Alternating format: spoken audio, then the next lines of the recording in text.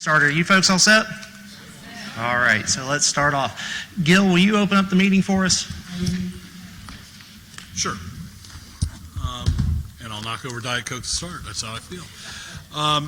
First of all, we'll call the meeting to order. Gavelled in. Makes me so happy. All right. Will we please rise for the pledge?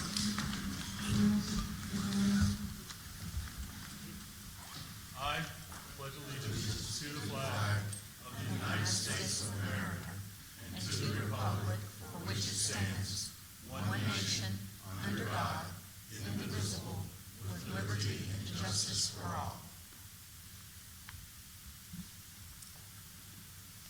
Hey, can you see by the dawn's early light what so proudly we hailed at the twilight's last gleaming, whose broad stripes and bright stars through the perilous fight o'er the ramparts we watched were so gallantly streaming, and the rocket's red glare, the bombs bursting in air, gave proof through the night that our flag was still there. Oh, say does that star-spangled banner yet wave o'er the land of the free and the home of the brave?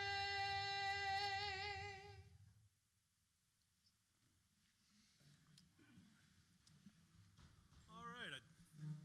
I trust everyone made it to North Augusta in a safe and timely fashion.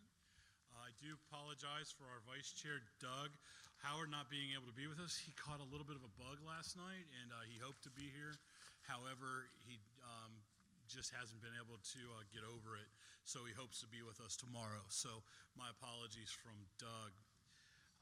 We've had a lot going on in the last few weeks, few months, that I just really want to take time out and majority of the cab. But I do know how much they work and how tirelessly they are, and it starts with Delisa and, with Delisa Carrico and how she helps out from a DOE standpoint, and I thank her for that. And I think we all know when you went through orientation, when you were in orientation, what's the one thing you learn in orientation? Come on, the newest people should remember. If you have a question, what's the answer? Was it? Ask James. Call James. That's exactly right. So we all know how much James is involved, and I know many of us have received emails from Heather McWilliams, and she kind of jumped in as the whole thing was just kind of thrust on her, and we haven't missed a beat. So Heather, and then we have Frederica Staten, who Frederica keeps her mouth. Yeah. Frederica, you got married. Congratulations.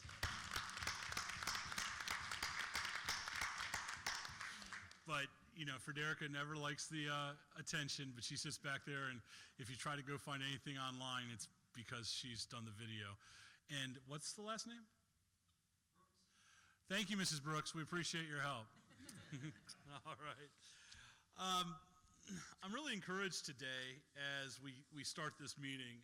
We have a lot of great things to go over, a lot of good things to talk about.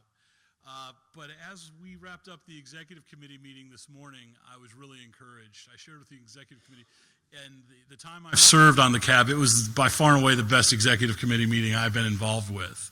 The committee, your committee leadership is engaged, they're passionate, they're inquisitive, and they're going to drive the CAB toward heights that the CAB's never seen.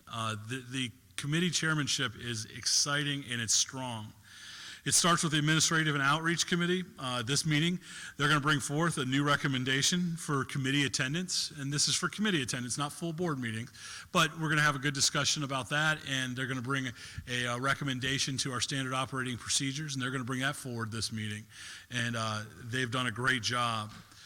Facility disposition and site remediations partnership with their Department of Energy liaisons is unbelievably strong.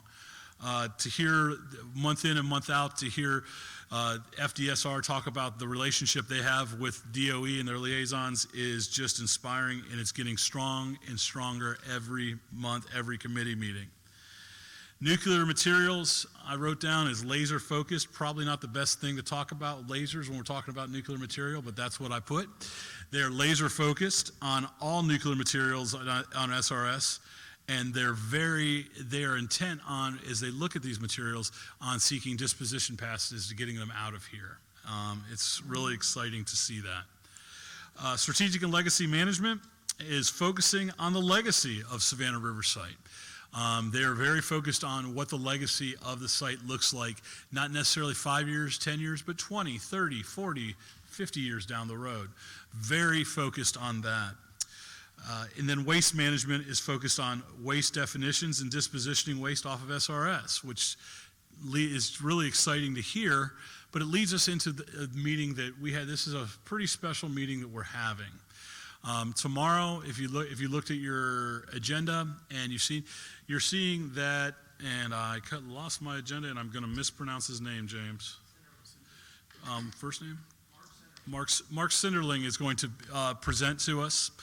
And in all my years on the CAB, I don't know if there's been a more timely and better represented presentation than what we're going to receive tomorrow. Those of you who've been on the CAB for a few years, we have talked about the different definition of high-level waste and the international definition and the U.S. definition and the IAEA, and I'm not going to talk about it all because I'm not an expert. But Mark wrote, from what I understand, I don't want to overstate, but he wrote the new definition that's being proposed and going through, and he's going to give us an exact representation of what DOE is pushing forward. This is not just somebody who's coming in to kind of give us an overview. This is the person who's heading it up in Washington, coming to speak with us, and he's going to take questions from us, and he's also going to take questions from the public on this. So it's a very exciting time. It's a unique situation. The CAB doesn't normally do this, where the people from the public can ask questions. That's unique. It's not something we normally do, but it is a unique situation that is a one-off that Washington DOE has said they would like us to do. So I'm very excited about this meeting. I expect a lot to go on. And the biggest thing as I wrap up, and I'm taking up all this time of the meeting, I'm really sorry Doug's not going to be here. And does anybody know why? We're going to be talking about pigs this afternoon, and Doug's not here. So, but with that, I'm going to kick it back to James, and I thank each and every one of you, and I look forward to your participation. I look forward to a lot of great questions and a lot of good interactions. Thank you. Thanks, Gil. So real quick, I want to go over some of our meeting rules. You notice that they were posted outside, so I'm not going to hit every single one of them, just the major ones that I want to make sure that we get. One, as always, I'm going to ask that you hold all questions until the end. I'm also going to ask that we continue the same pattern we've been doing successfully for about a year now. Ask one, maybe two questions. Let's move on to the next person. If you still have questions afterwards, I promise we'll come back to you. I'm going to ask you also to make sure that you stay on topic when you're making questions or asking questions or making a comment about a presentation. Please make sure that you stay germane to what we're talking about in that very moment. Please do not dominate discussions. Again, that goes back to alternating, taking turns, making sure that everybody at the table gets a chance to have their voice heard. No side conversations, please. Please be aware that the microphones are always just a little on, and sometimes they do pick up your side conversations and things that you don't want heard. At the same time, I'm going to ask you to make sure that you are making your comments perfectly clear or straightforward into the microphone. It's odd enough. You can lean back and whisper to each other, and we can hear it clear as day in the office. But if your microphone is right in front of you and you turn your head, all of a sudden we can't hear you anymore. And it blows my mind that the microphone works that way, but it does. So please, if you're going to turn your head, make sure that the microphone is traveling with you. It's okay. I know they're on a stand, but they will move if you need them to move. When you do make questions or ask comments, please state your name and affiliation. We just want to make sure that we get an accurate record for the minute transcription. And if you have any phones or pagers on you at the moment, please put them on silent or vibrate as the case may be. Any questions about the rules for today? Okay, none. Anything that I left out that we need to add? No? Okay. Gil did a pretty good job handing over talking about the agenda for the day. It's pretty straightforward for what we normally do. We're going to do our agency updates next. We'll go into the committee updates. Everybody got a chance to talk about what they worked on last month. We'll take a short break and we'll come back and we're going to do an SRS overview. You'll notice it's a little bit different. We've got 3 presenters listed, and you may be wondering why in this part of the year are we doing an SRS overview? Well, we realized based on some comments and feedback that we got from a lot of board members and some comments and feedback that we got some folks talking about side conversations that they had, that we do a lot of presentations about individual facilities. And we talk in depth about what these buildings do and the processes within them. You know what we often don't hit?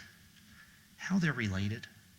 We don't talk about which building feeds into what process goes where. So there sometimes seems to be a little bit of a misunderstanding of how the actual site is operating as a cohesive unit. So what we're going to do is Thomas Johnson's going to give us a brief overview of the entire site.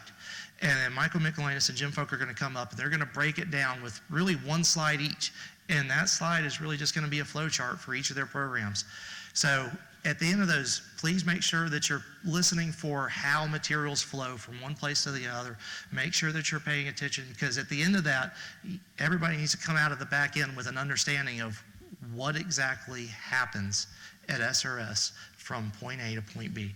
And if you don't understand, question card goes up and let's get it cleared up today, okay? After that, we're going to have a presentation on wild pigs from Jack Mayer from SRNL. And one of the things I want somebody to ask is this. So when I first contacted him, I asked, hey, we're going to get a presentation on wild hogs. Can you do it?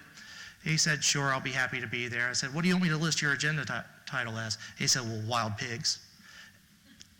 I don't know what the difference is yet, and I hope that one of you ask if he doesn't answer it for me, because that was the first thing is he corrected me from wild hogs, which we have always heard, to wild pigs. So please make sure if he doesn't tell us that, somebody ask that for me, please. Thank you. One more thing that I want to cover before we go over to Thomas Johnson and the agency updates is I learned a new word today. I learned the word apotheosis. Right? I'd never heard this word before, but it's the best part in something's development. the highest peak in its development. So as we're looking at the projects and processes today, as we're going through all the programs that we're going to hear about tomorrow, I want you to think about the possible recommendations that you can make to DOE to aid them in getting their programs to that point, to the apotheosis. Any questions about what we're doing today? All right. Mr. Johnson, if you would. Well, good afternoon. I'm glad to be here today to give you an update on what's been happening at the site since we last met with you in May down in Savannah. Gil made mention one thing that I wanted to emphasize a little bit today, and this was where we'll have Mark Sindeling with us from DOE headquarters on tomorrow, and he is the authority on the interpretation of high-level waste, so you'll have the opportunity to ask questions. We have him here at the cab, but we're also doing something very similar on site where he'll have the opportunity to present to folks at the site as well. All right, so I'd like to next launch into my actual update on contracts side of things for the management and operating contract. We recently announced that the SRS contract has been extended for 14 months, which will take us to September of 2020 at an estimated value of approximately $1.5 billion. We previously were working on a follow-on contract for the M&O, and as you can remember, latter part of last year, that effort got suspended. It has not resumed in earnest. There have been some additional discussions, but nothing of any significance, and so that's why we moved forward with getting an extension in place for the M&O contract. On the liquid waste contract, as you know, DOE approved in April an extension for Savannah River remediation services to continue operating liquid waste facilities, and that extension also runs through September 30th of 2020. Now, I make mention of those dates because when we started on the follow-on acquisitions for the site, we were determined that we were not going to do them all at the same time. But as this has seemed to have worked out, we continually seem to find ourselves back in the position where the contracts are lined up one on top of the other. But we will continue to work through things to try to get the contracts in place at the time that we need them.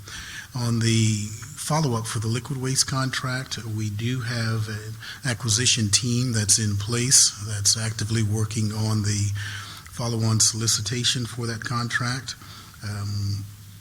Back in the late May time frame, they sent out a sources sought notice. That's basically where we're looking across industry to see if there's anyone that may have interest in the contract. If you also remember, I think we told you before that the follow-on contract will utilize the in-states contracting model. That's still the plan. The other different thing that's happening on the liquid waste contract is on the follow-on contract, we have rolled in the H and L area into that new contract or into that new solicitation. For the site security contract or paramilitary services contract, we are right in the midst of the solicitation effort on that one. On March 6th, we issued a final request for proposal, and we did receive the proposals on May 7th. So the acquisition team is in the throes of conducting their evaluations of those proposals, and right now we are on track to hopefully have that follow-on contract in place by the time that one expires, which is October 7th of 2019. The estimated value for the paramilitary services follow-on contract ranges between $600 million and $1 billion, and that will cover a 10-year period. For budget update, the President's budget request for FY20 included $1.6 billion for Savannah River, which is about $91 million more than the 2019 enacted level. The one thing that we were happy with in the budget request was that, unlike some of the prior years, this was a year in which Savannah River was the site that was receiving a little more than, were being plussed up a bit, whereas most of the other sites had a lower number than what they had enacted in the prior year. Now, progress within the specific areas, nuclear materials program, we're continuing to process HIFER or high flux isotope reactor fuel, material test reactor fuel, and the target residue material from Canada. HB line is continuing its layup activities to return it to a state similar to before they were working on the NSA alternative fuel stock mission. This work is expected to be completed by the end of the calendar year. L area continues to receive domestic and foreign research reactor fuel. And in K area, we're continuing to support the removal of 1 metric ton of plutonium from South Carolina, as well as the PU downblending. For 235F, we're continuing risk reduction activities with the removal of over 180 grams of PU 238 to date. With respect to the liquid waste program, for DWPF, when we last updated you in May, DWPF had processed approximately 21 canisters, produced 21 canisters so far in FY19. Since that time, an additional 12 canisters has been produced, giving us a total of 33 canisters so far this fiscal year. For MCU, which is a modular caustic side solvent extraction unit, which is a mouthful by itself, and the actinide removal process facility, that has now come to, its operations have now come to an end as of June 4th. We're began the process to de-inventory and flush the lines on those facilities. And I probably may cover it in the overview as well, but this was ARP MCU's bit of a precursor to the salt waste processing facility, which we hope to bring online later this calendar year. ARP MCU has served the site very well.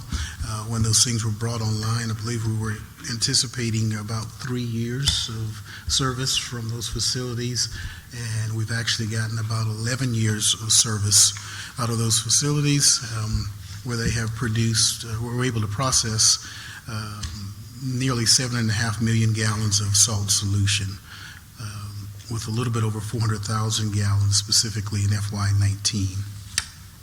For the Saltstone facility, it's in standby and awaiting accumulation of feed in tank 50. For FY19, Saltstone has processed a little over 700,000 gallons. 3H evaporator, it restarted in late July of 2018 after there was a repair of the vessel, and since that time it's reclaimed a little bit over 1 million gallons of space gain, of which about 835 or so gallons was during FY19. And the 3H evaporator continues to operate smoothly. For ticker, or the tank closure cesium removal initiative, it's operational. It resumed its operation in late June of 2019. Batch 2 processing was completed on June 29th. Batch 2 was approximately 58,000 gallons, which means that for ticker thus far it's processed approximately 210,000 gallons. We're preparing batch 3 for operation through ticker a little bit later this fiscal year. For Saltstone Disposal Unit number 7, all activities are proceeding on schedule. Tremendous progress in that the walls and columns in that structure is going up. For the columns, 167 out of the 208 required columns are now in place, and we've also finished 7 additional wall sections, bringing us to a total of 16 wall sections completed to date out of the 25 that's needed for the facility. And then the floor placement is complete, or was completed as of the end of April. For SDU 8 and 9, We did receive critical decision 2-3, May 1st, and all project activities are on track, and site preparation activities are underway for SDU 8.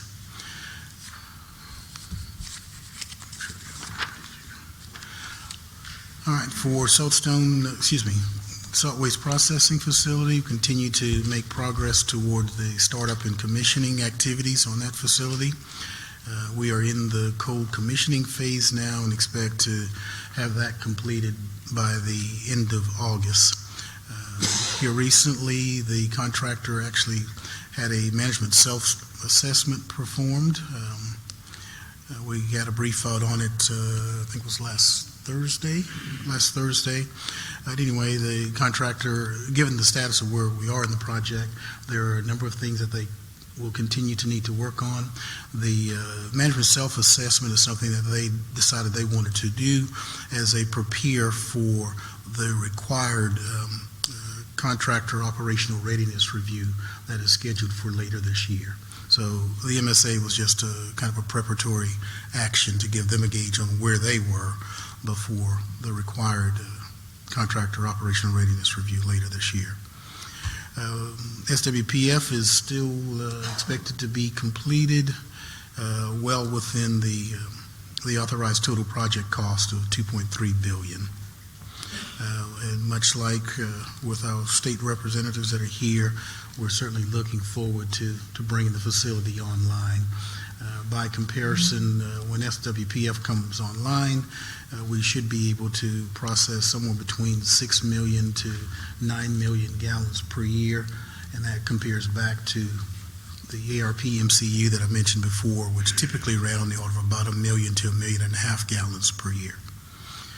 For a solid waste program, we're expecting at least 2 shipments of true waste this year. We're getting pretty close to when we will be able to send out that waste to offsite disposal location. We continue to work with WIP, or the Waste Isolation Pilot Plant, on the readiness assessment so that we will be able to remove the waste from the site. Soil and water cleanup. Here I'd like to mention 2 awards that we've received recently. SRS was recognized with the South Carolina Smart Business Recycling Program Award. We received, this came from South Carolina DHEC, but we received notice on May 28th of this year. And then also for the second award, we're a recipient of the 2019 DOE Sustainability Award for innovative approaches in sustainability. This is where a site was being honored for the use of drones to reach the roof cap of the closed reactor buildings for spraying of herbicides. If you remember, a couple years back, we had a problem with drone use on the site, and so we've been able to turn that around, and actually we are now using drones for good purposes or for beneficial purposes there on site.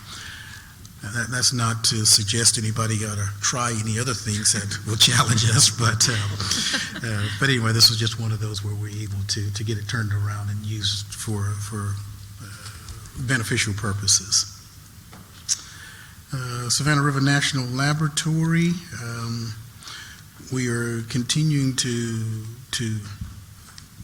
work with some things there in the lab. The big thing that we have on track is that we were able to get in some additional funding this year for the laboratory.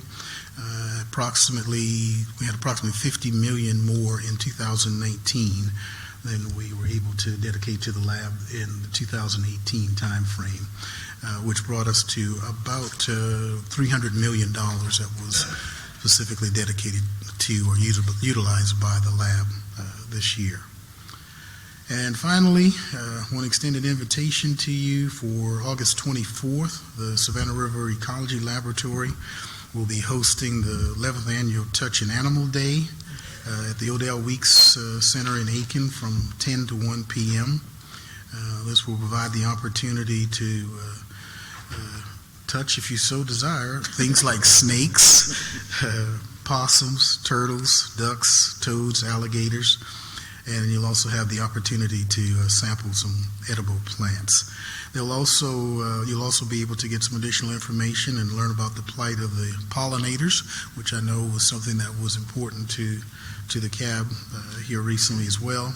And then you'll also have the opportunity to engage some of the grad students in their research that they're able to conduct on the site. And with that, that's the end of the update, and turn it back to James for questions. Folks, who's going to kick it off for us?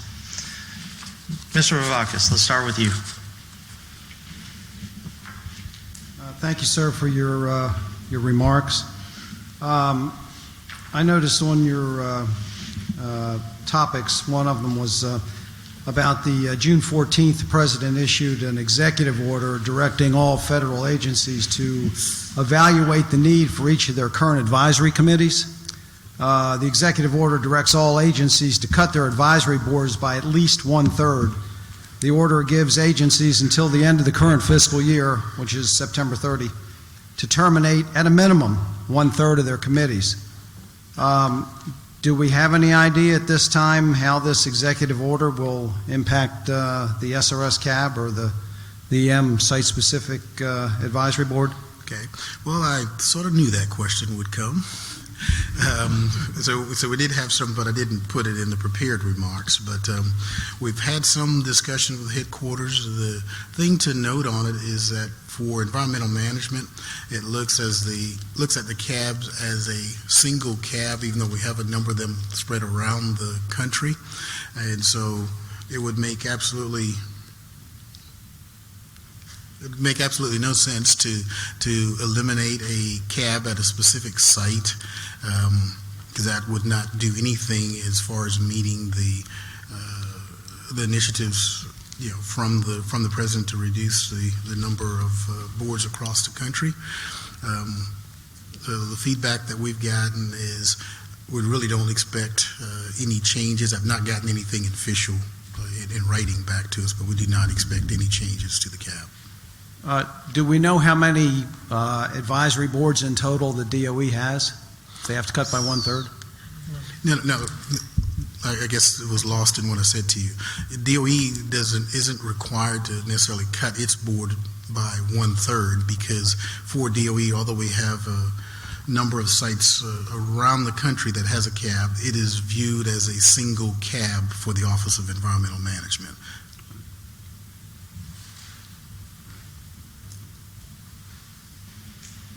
Thank you.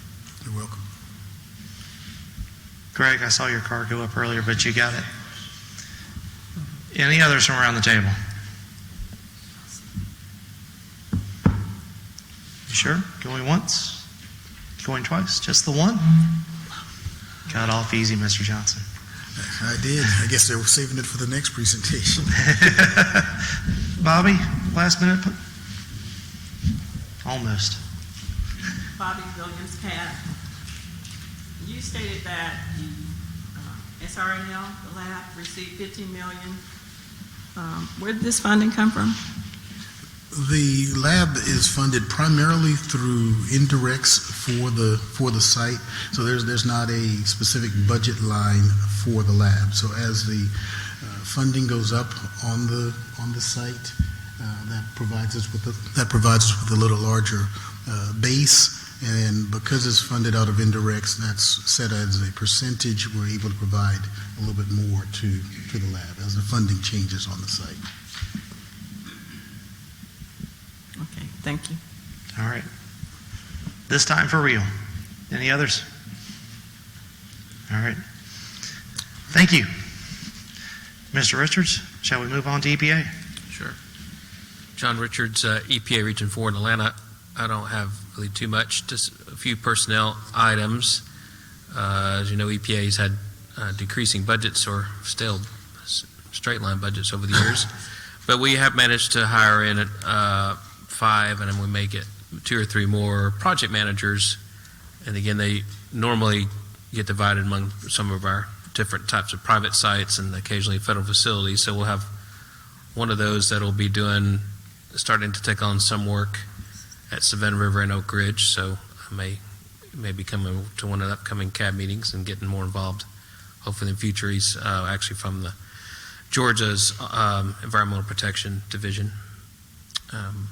And again, as many of you know, Rob Pope, who's sat in this seat many times, he's rotated off, but he finished his detail as our section chief over our DWE section. So he's still going to be there as a kind of advisory role because we have so many issues with our DWE sites, and he'll be still continuing work with Savannah River. He and I have kind of shared a lot of the FFA responsibilities this last year and a half, but in the upcoming months, or maybe a month, we'll decide who might be the lead for FFA, and then among one of us. And I really don't think I have anything else. Any questions for EPA?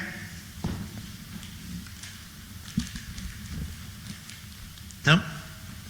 Chugging right along. Let's move over to DHEC then. Susan Fulmer. Good afternoon. Susan Fulmer. I have a few updates on the FFA Federal Facility Agreement soil and groundwater cleanups. For C area, DHEC's Bureau of Water issued approval to SRS for an underground injection control permit to inject edible oil at the C area groundwater operable unit, and that's to treat volatile organic compounds in a groundwater plume. We received notification that the work was beginning July 16th. At P area, DHEC has issued, again, an underground injection control permit and also monitoring well approvals for SRS to install wells needed to construct the permeable reactive barrier, or PRB, at the P area groundwater operable unit. And that work has been ongoing all summer. At Dunbarton Bay, ash removal is underway, and SRS has been updating DHEC and EPA on the progress of that work. And for the G oil seepage basin, the record of decision was signed by all three parties in June and is available. The selected remedy is managing water within the basin and then backfilling that basin to grade with clean soil and a vegetative cover. So it will have unrestricted use following backfill. That's all from me. All right. Any questions for DHEC?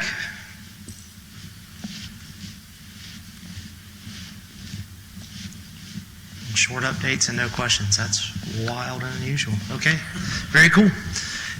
You sure? Narinder, you're grabbing the microphone. You just getting ready? No. Tease. Are we sure? Any questions for anybody else? Anything that we missed for either EPA, DOE? Just want to make sure this is your chance, folks. All right, then. Well, let's move into the committee updates. Eleanor, can you tell us what A&O has been up to and will be up to? Good afternoon, and welcome to North Augusta, South Carolina. We're on the banks of the Savannah River. The Administrative and Outreach Committee, Eleanor Hobson, Chair. We will meet this afternoon after this meeting at 5 o'clock in the conference room on the first floor. We would like for all A&O committee members to meet with us because we have a very important recommendation to study, review, and receive an outcome on. We would like for you to study the recommendation concerning committee attendance and quorums. And of course, there will be time during the meeting to hear your input. Also, we always seek new members for CAB. We have reached the deadline for this cycle for new members. However, you may go online and have those who are motivated to become CAB members fill out their application and send it in, and we will be waiting for the information. Our committee is composed of CAB members who love to welcome new members to CAB. And that is all I have for today. Questions for Eleanor and A&O? Seeing none. Joyce, let's move into facilities. Welcome to beautiful North Augusta. We're in my favorite room. I like this room a lot. We are so happy that you're here, and we are going to be listening to about feral pigs, not feral hogs, this afternoon, with Jack Mayer, who is an expert, I am told, from SRNL, and I am truly bereft, as is Gil, that Doug is not here, because that's his favorite thing to hear about. Tomorrow we'll be hearing from South Carolina and DHEC about their oversight role from Susan Fulmer, and we will be voting about two currently open recommendations. One is 359 plant indigenous flowering plants on industrial landfills, and the other is 361 pollinator management plan. We are holding off until September for 360, which concerned solar panels, because we're going to be getting a presentation on solar panels that will inform our discussion at the October meeting. So we will be working towards closing that after all that happens. And I guess that's about it. I'm so happy that you're here. Any questions for Joyce? Moving right along, guys. Charles? Charles Hilton, the CAB. First of all, thanks to the full CAB for our last meeting, the May 14th meeting, where we approved two recommendations, one on the H Canyon and one on deactivation of 235F. Those both were approved unanimously, and we do appreciate that. Those recommendations are still pending with DOE, but they have been received. In the way of what's in the future for us, we have two updates tomorrow on plutonium disposition strategy, which Maxine will be doing, and an update on AMCAP fuel inspections, which I'm very interested in because I know nothing about this. This is something that's been on the agenda, I think, for a long time with CAB, but I don't think I've had an update on this, and that will be done by Dave Rose. So I'm looking forward to that presentation. But I think the highlight of this two-day meeting is going to be the presentation tomorrow afternoon from DOE on the interpretation of high-level waste. I think that's going to have a lot of effect on how several of the committees, waste management, nuclear material, probably every committee, long-term, of how we operate and what we can and cannot do. So it should be a good meeting this time. Thank you for those who served. We did not have a committee meeting after the May. I canceled that. We had a rather eventful first 2 months of this year, so we didn't have a full agenda for that meeting, but we will be back on force in August for our regular nuclear material meeting. Thank you. Any questions for Charles, the Nuclear Materials Committee? Tom, tell us about strategic. So this is Tom French. I'm the chairman. Dave is my vice chair. And as Gil said, legacy is all about the legacy of the site long term. The committee is comprised of two titles, strategic and legacy. So strategic is very short term. It's what's happening in the next 2-3 years, what's the approach, and the legacy is what's happening 40, 50 years out. So it's kind of an interesting mix to bring to the committee. We don't have any open recommendations. We have a recommendation that we have made on the NERP, and we have received the DOE response on that, and we're going to bring it up at our next committee meeting next month to discuss the response. We have not had a committee discussion on that yet. Any questions for Tom on strategic? All right. Narendra, round it out for us with waste management. Thank you. Narendra Malakab. In the Waste Management Committee last month, we discussed one recommendation which was approved by DOE, but however, we could not vote on that because we did not have enough quorum. And I think what Dr. Eleanor Hobson is doing it, writing another recommendation that will help us in the absence of the quorum. People who are on the mic, on a telephone, they'll be able to vote on that. And I think we are looking forward to next meeting in Charleston, which is solely dedicated to waste management. Nothing else to say, sir. Thank you. Anything else? Any other questions? All right, folks. On the agenda, we have a break, but we haven't been going that long. What do you say and we're really just over an hour ahead of schedule. So let's skip ahead. Let's go to the next presentation. Mr. Johnson, if you don't mind, do you mind if we go ahead and go to you? So let's go ahead and do the SRS overview. We'll ask him to come up and we'll start off with that. And remember, he's going to talk about the 50,000 foot level, and then we're going to go into a little more detail with it. And so with that, Mr. Johnson, if you would, please.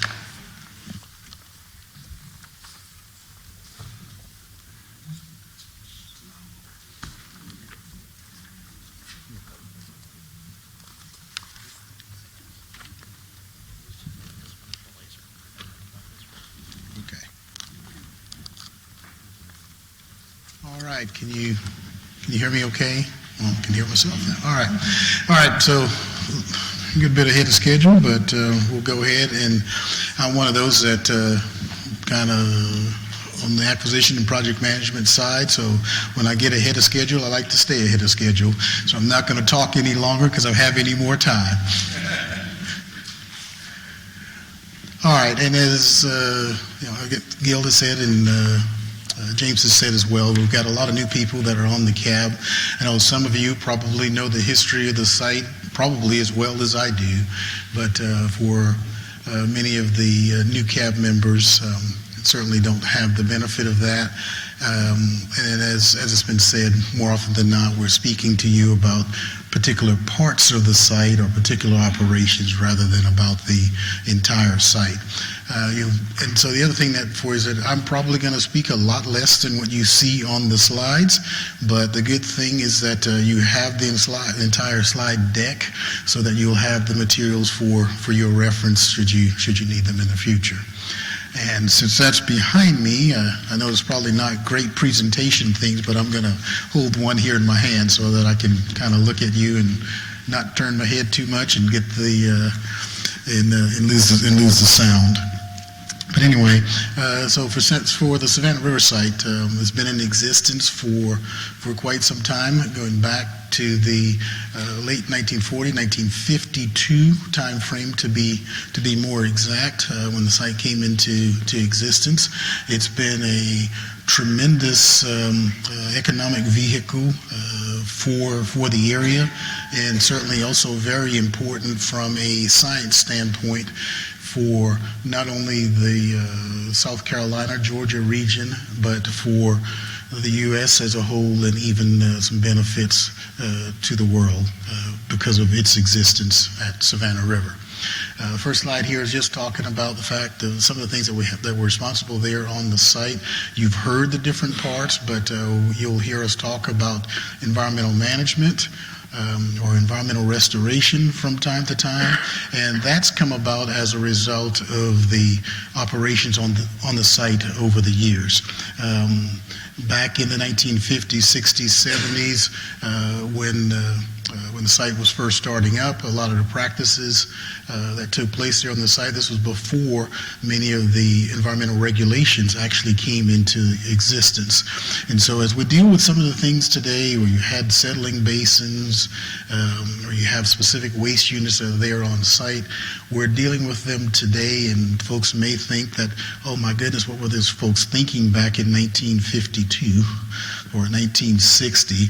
But actually, what was done during that time frame was actually pretty important to us, because actually was able to contain things within certain areas there on the site rather than having spread across the entire site. Have another slide a little later that I'll show, but the entire site's approximately 310 square miles, covers parts of 3 different counties, Aiken, Allendale, and Barnwell counties in South Carolina. So it's on the environmental restoration side of things. You'll hear us talk about the nuclear materials operations there on the site. This is where historically we're able to produce nuclear materials.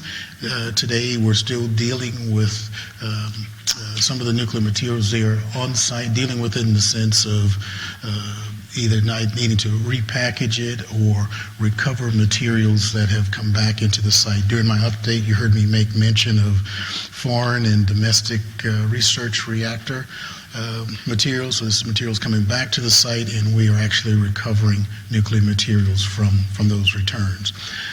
You'll also hear us talk a lot about liquid waste there on the site, and you'll have a presentation a little later this afternoon from Jim Folk, one of our assistant managers, specifically on the liquid waste program.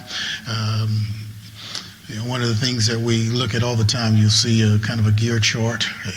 Many of you are probably familiar with it, and there are a large number of cogs that are on that gear chart. And so Jim will speak a little bit about the importance of each of those things and the potential impact that it has on the actual operations of the site. The other thing that's up there was on the Savannah River National Laboratory. I spoke a little bit about it during my initial update. The laboratory is the only environmental management national laboratory across the DOE complex. Most of the laboratories within DOE are all under the Office of Science. The National Lab has been important to us because they've been able to help us both on the environmental restoration side as well as on the nuclear materials and liquid waste side for the site, specifically to DOE.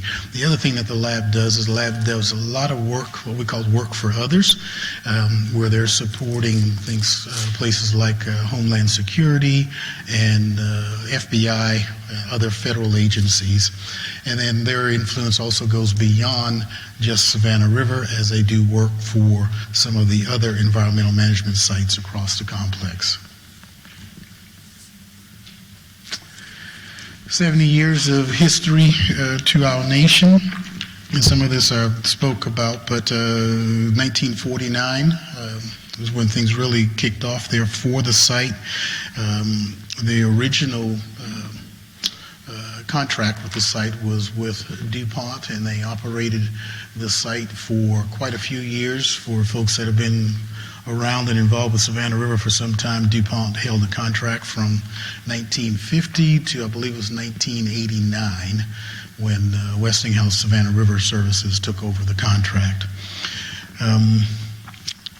As they were trying to find the site, one of the things, I guess, when I first came into DOE, and I was looking around a bit and saw that, my goodness, these sites were not in the, I like Aiken, I'm not originally from Aiken, but these sites were not in the most desirable locations around the country. And as I kind of thought about it a little bit and realized that, okay, there was a reason why these sites were placed where they were. You know, there were some features. I like Aiken, Gil. I've grown to love Aiken, but I grew up in Charleston. Aiken's not quite the same. But anyway, and so the sites were in locations that basically were less populated, but there were specific needs that well, it wasn't the Department of Energy at the time, but the Atomic Energy Commission had in desiring to find locations for the site. You'll see on the slide more than 100 potential sites was looked at. The other thing that you don't see on the slide was that it also caused a number of folks to be displaced when this site was coming into existence. For those that are relatively new to the area, and what I've learned is new to this area is anybody less than 25 years in was new. But anybody new to the area, if you see places like New Ellington, that new serves as a bit of a reminder because there was a town called Ellington that was located within the borders of the site. And there were other communities that were there within the current borders of the Savannah River that were displaced because of the site. Now, can you imagine trying to secure that large of a property in today's environment? If you needed to do that, it would be next to impossible. You'd spend 20 years arguing and trying to get through the public participation process before you ever got to siting a single facility. I think that's all I want to do from that one. Made mention, 310 square miles, 198,000 acres, 6 South Carolina towns to be more specific were moved, and 6,000 people, 1,500 families were relocated. Only about 10% of the land is used for construction, for production, 22% wetlands across that 310 square miles, 73% upland forest. Peak construction, September of 52, you'll see 38,000, a little over 38,000 workers. I noticed in the video for the Star Spangled Banner, I think it was showing about almost 11,000 workers at the time for that the sign that was capturing that time. That's all on that one. This one on building legacy for SRS. What I wanted to show here is just that, we spend a lot of time talking about many of the things that are on the technical side with nuclear materials and liquid waste, but Savannah River site, even to this day, is still basically a city into itself. Historically, all the power, waste disposal, sanitary waste disposal, municipal waste disposal, everything occurred within the site, within the borders of the site itself. But even to this day, there's still a large number of operations that take place within the site. We don't still do the same thing on municipal waste. But what I wanted to show here is just how much earth was actually moved as we started into the construction. Obviously, we're still doing some earth movement as we do additional facilities to this day. Railroads, more than 63 miles of permanent rail track throughout the site.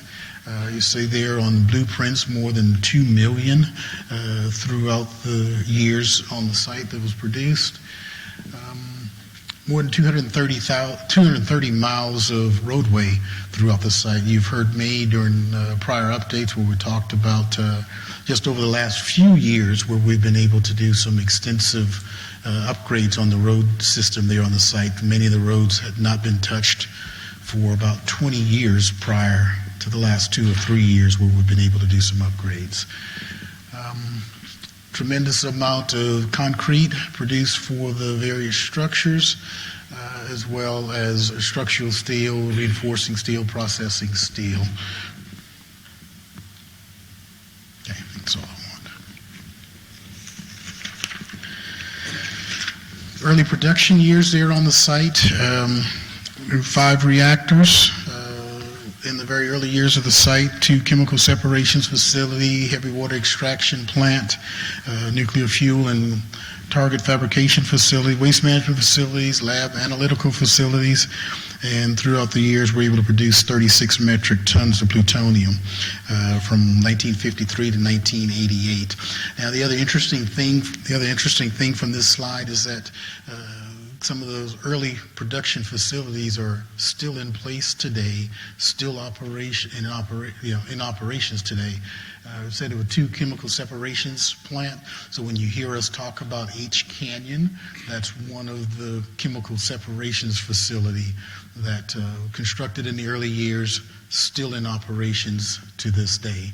The facility was highly adaptable, and so we've been able to make some upgrades or continue use of the facilities over the years. But I think it's also a test, bit of a test of the capabilities of the engineers back in the day when the facilities were being constructed. Here it is, we're 70 years later, and we're still able to utilize many of those facilities. Now, some of them have been demolished or is no longer in use, but we do have some that are still being used to this day. This was just kind of intended to show the split a little bit between the Office of Environmental Management and the National Nuclear Security Administration that's there on the site. This is both in terms of scope and funding from a historical perspective, 64% EM, 29% NNSA, and about 7% on the work for others. That number is changing a little bit going forward. NNSA, I believe, is anticipating a significant increase in the amount of funding that would be coming to them for their operations on site. This basically represents where we have been in the most recent history. And it's got the different particular scope that we're covering for environmental management and NNSA. Who's at SRS? I'll cover that on another slide. All right, workforce structure. You'll see here a little over 11,000 people on site, 219 within the Office of Environmental Management, and that's just the federal workforce. We have another 100 or so support service contractors to us. These are folks that would help with things like some of the cost estimating, some engineering support, and then also administrative support to the federal staff. This also lists our contractors. You'll see in the larger blue box on the right, Savannah River Nuclear Solutions are our M&O contractor. They're off to the side there because they're supporting both NNSA and the Office of Environmental Management. A little over 6,500 people on staff as of end of June, I think it was, June 30th. Savannah River Remediation, liquid waste operations, about 2,600 folks. Parsons, I made mention, I didn't call them out by name, but in my update, but this is for the salt waste processing facility where they were doing design, construction, and 1 year's worth of operations at that facility.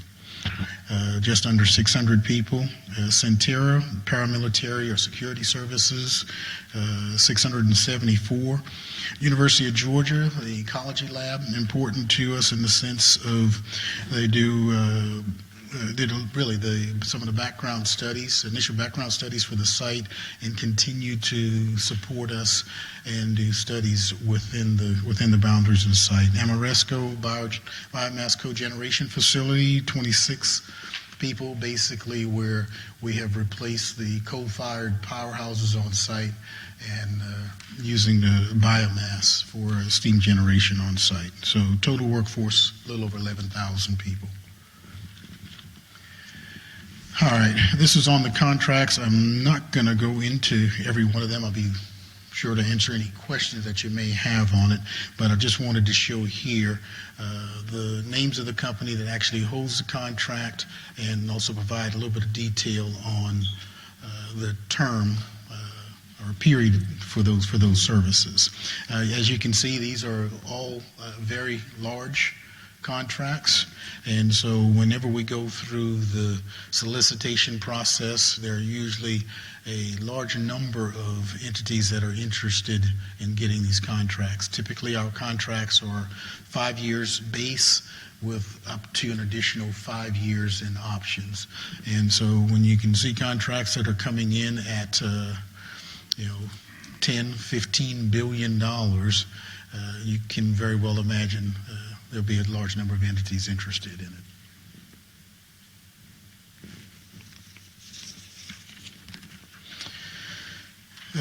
What I wanted to show here, just a little bit on the economic impact.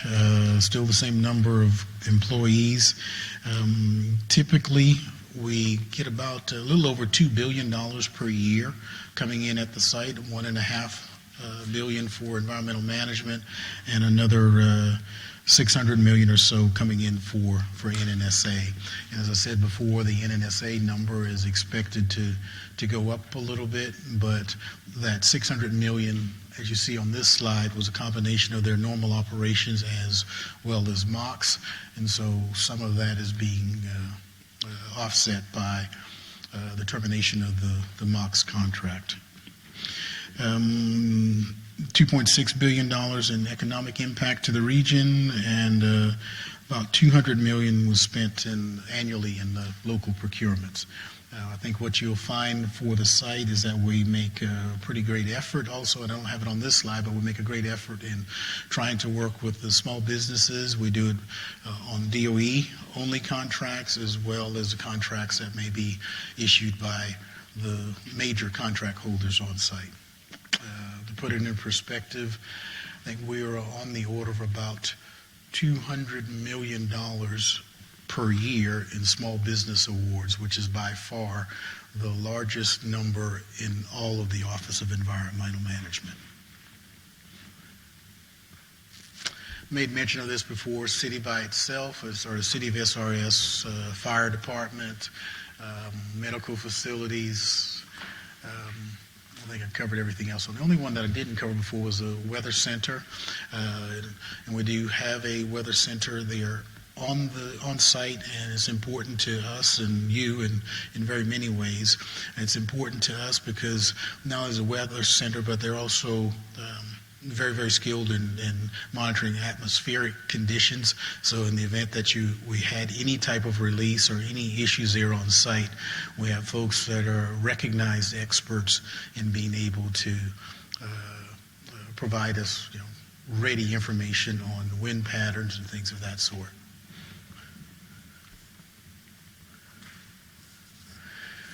And this is on the safety side of things, and this is one of those ones that's always a bit of a challenge for me because it seems like every time you get to a point to where you want to tout safety and how well you've performed, undoubtedly something comes up shortly thereafter that kind of impacts you a bit.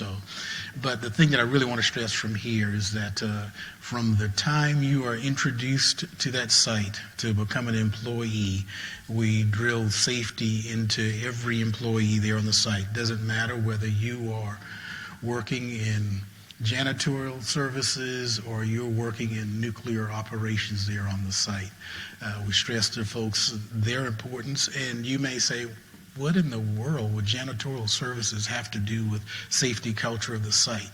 Well, if there's something in a trash can that shouldn't be there, that you don't want going out in the municipal waste, or you don't want thrown down a drain, you would want that person to be able to recognize that, hey, this is different, and ask a question. And so we try to drill that into everyone from the start.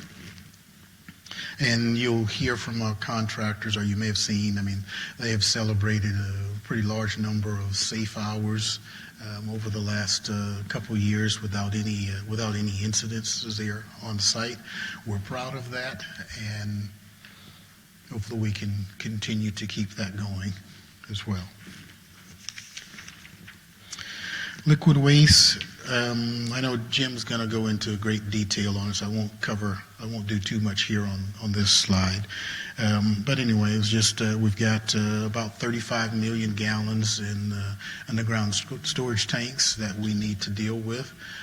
Certainly important to us, vitally important to the state of South Carolina, as they've told us that was one of their greatest concerns. And so we are doing things to get that waste processed and out of the underground tanks. You heard me talk a little bit earlier about the ARP MCU and how that's being used in processing some of the liquid waste. And now hopefully we'll be able to get the salt waste processing facility online sometime soon. And when that comes online, if it's operating at peak efficiency, we'll be able to empty those tanks basically at about 9 times faster than just with ARP MCU. And I'll leave the rest of liquid waste to Jim. This is just a couple more on it. Solid and hazardous waste management for the site. A couple of things here. We have true waste operations there on site. We do not dispose of true waste on site, but we do have to package it and prepare it for off-site disposal. I made mention in the update, and I don't know if Jim's going to cover it or not, but anyway, we've got some true waste shipments that should be coming up here pretty soon from the site. Sanitary waste or municipal waste, we dispose of it at the Three Rivers landfill. It's located there on Savannah River property, but it's a facility where we basically pay a tipping fee to dispose of our waste. It was a project that I had many, many years ago, early part of my career, but something that's still in place. And the last time I checked on it, when it was originally designed, it was designed for a 50-year service life, and I last looked in on it at about 3 or 4 years ago when I came back to the site, and I was told then, because of some of the advances that they've made, they expected that they had still at least 50 years of service life left in the facility there at Savannah River. So it was in operation for about 20 years. And then following that 20 years of operation, they're saying that they think that they still have another 50 years of service capabilities for Savannah River site as well as the surrounding counties. And that's all we do there. Environmental compliance, you've probably, well, the full board I know has seen a number of presentations over the last year or so. This was D-Ash Basin, one of the ones that we're certainly proud of. And this was about a $74 million project, 74.6 to be exact, but we were able to bring it in on time and under budget, and that's music to my ears when we're able to do things like that. But this was basically where we were consolidating the ash in a particular location there on site and putting in a capping system to prevent any rainwater intrusion or any additional damage or further damage to groundwater there at the site.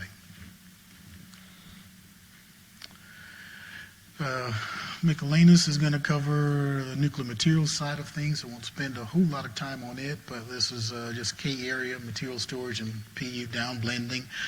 For the folks that are not quite as familiar with the site, we just call it K area now, but there was actually K reactor at the time that when the facility first came into existence there on the site. But it's a material storage area, and if you're on site, hopefully you're in a tour group. If you ever get lost and you're in K area, somebody is going to come and help you in a hurry, because that's not a location that you want to be in, need to be in, and they will provide assistance. And when they come, they'll come with weapons in hand, but because of what's stored there in the K area. L area, also former reactor area as well. This is where storage of spent fuel happens in L area. So when we get materials back into the site, this is where it's stored until we are ready to process it basically through H Canyon.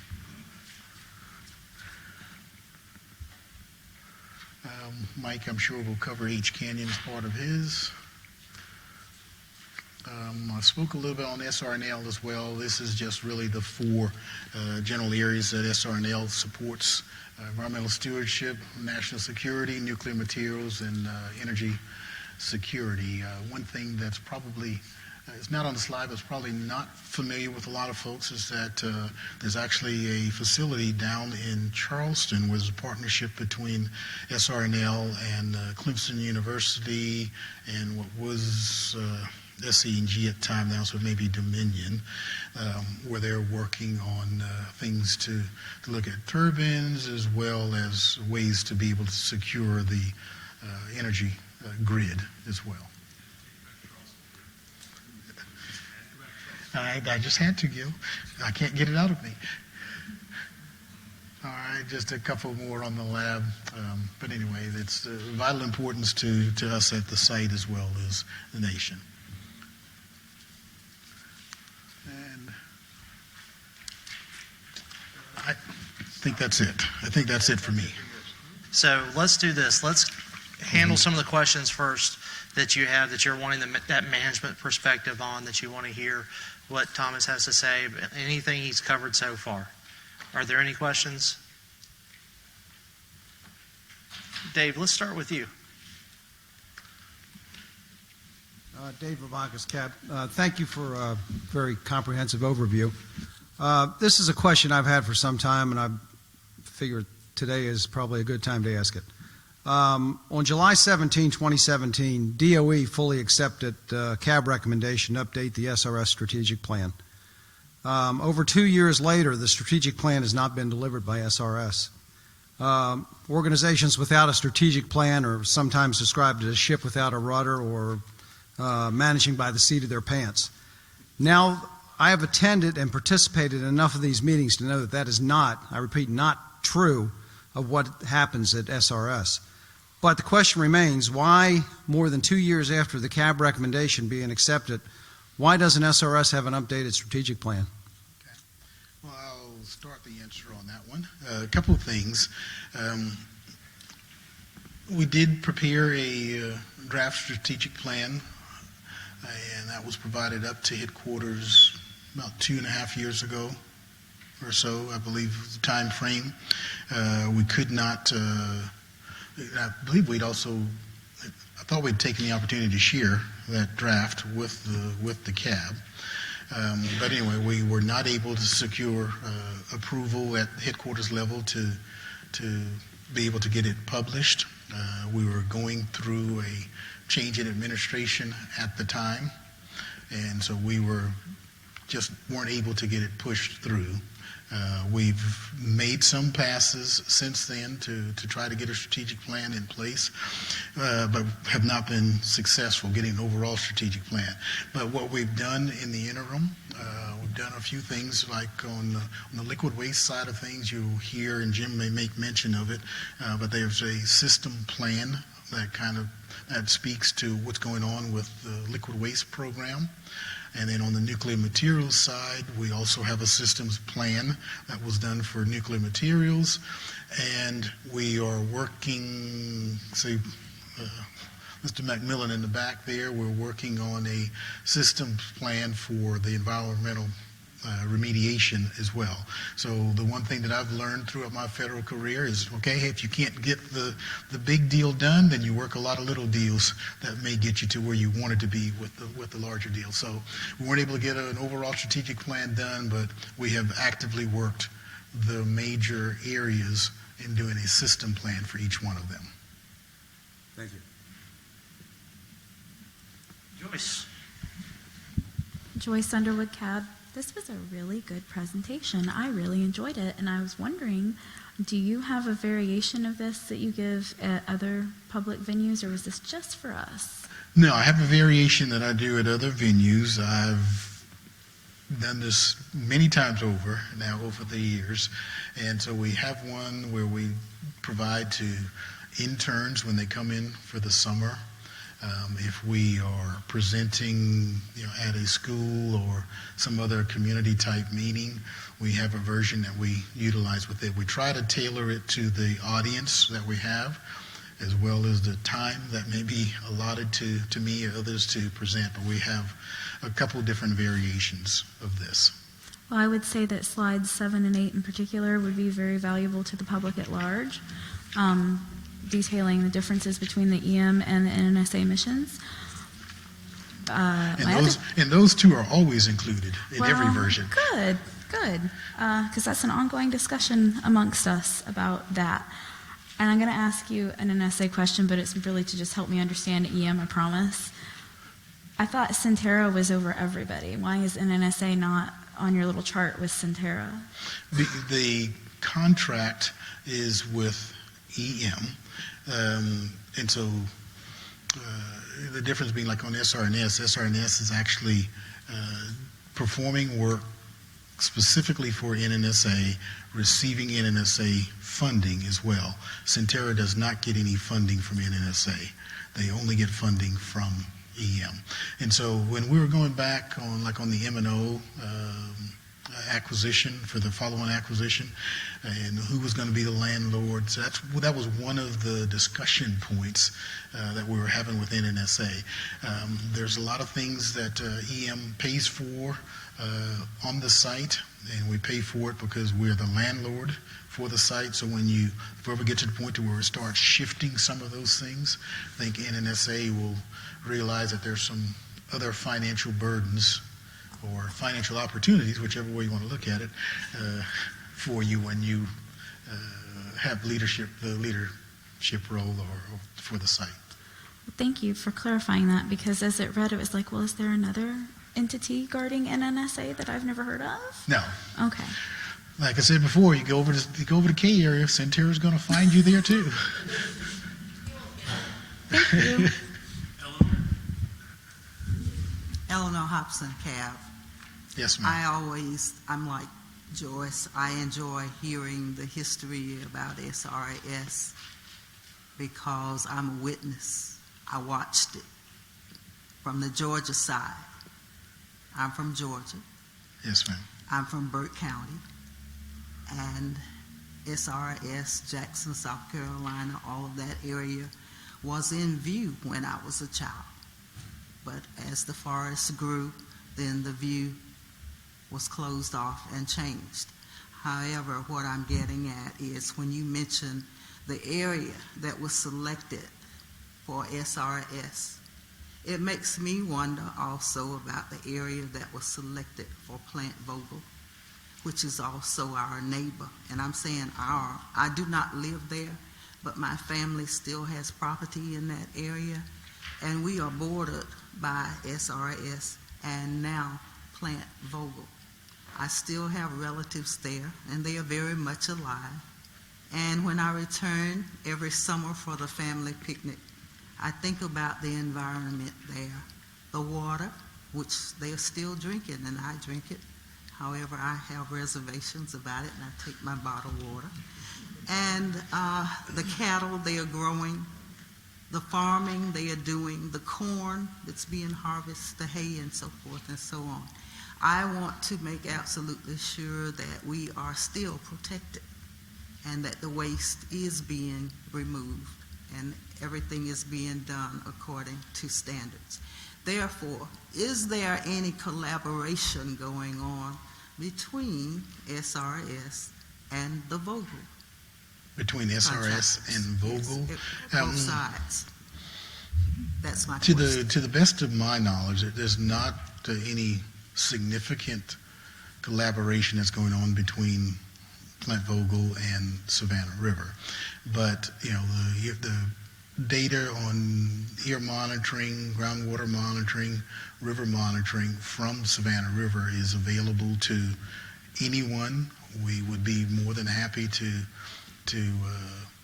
provide an update and discussion with anyone that's looking for or desiring to have us provide an update. We continue to work with the state of South Carolina as well as with EPA to make sure that the information from the site is available. The regulators are there to check everything that we're doing, but also to make sure the information is available. I mean, we provide an annual site environmental report that's made available to the public, and so they're able to see it at public level, and you're also able to see things, when we provide the annual reports, or we provide reports over to DHEC and EPA as well. Thank you. Sure. I can elaborate just a little bit more for you, Thomas. There's no formal arrangements between the Department of Energy, Savannah River site, and Plant Vogel, but there are informal points of contact where we do work and collaborate. A good example of that would be the REMOP program that was alluded to earlier, or the environmental outreach, where the ecology lab has been working on a public outreach program in the Shell Bluff region. We did collaborate and include Plant Vogel in some of the preparations for this, so they had an opportunity to understand what we were doing, what we were sharing with the community, but there's no formal collaboration or working arrangement between the company and the Department of Energy. Eleanor, your question reminds me of one of the simultaneously most comforting and frightening things that ever happened to me when I was working out of the site. I always felt very comfortable and safe, and one day I was in the hallway filling up my water bottle at the water fountain, and one of the people that oversees the monitoring program was walking by, and she said, "Mr. Tanner, you're not drinking that, are you?" And my heart stopped. I said, "You got to tell me what's wrong with the water." She said, "Nothing's wrong with the water, but water fountains are nasty." So, any other questions for Mr. Johnson before we move on? All right. Thank you, sir. Thank you. All right. So up next, we're going to move into the nuclear materials program. Michael Michelanis is going to come up and talk about the processes and how things flow throughout his area of expertise. And I know you don't have any slides. It's just the thing. But do you want the pointer? Okay. You need a 5-minute break? Yeah, we'll throw Michael off. I'll throw you off. We call for a break. That's fine with me. All right. Because we're up against it. I mean, Sure. Let's take the 10. Let's go ahead and do that. Let's be back in our seats at 2:32. Thank you.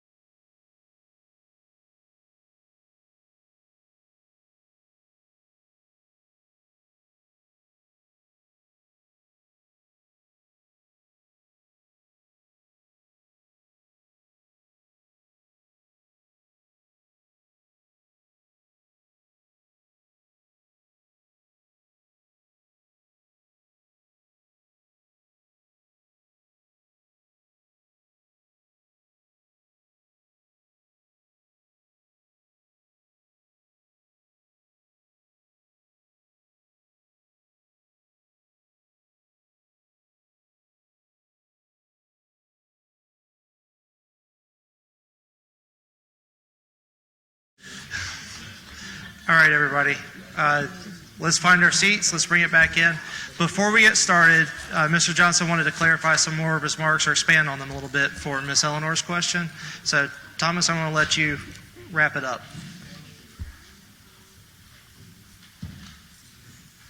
I think I forgot to warn them. So they got you now. Okay, let's try it again. Okay, so Ms. Eleanor, you were asking about coordination or collaboration with Plant Vogel. One of the things I did fail to mention, if there are any kind of abnormal releases or anything from Savannah River or from Plant Vogel, we do notify one another.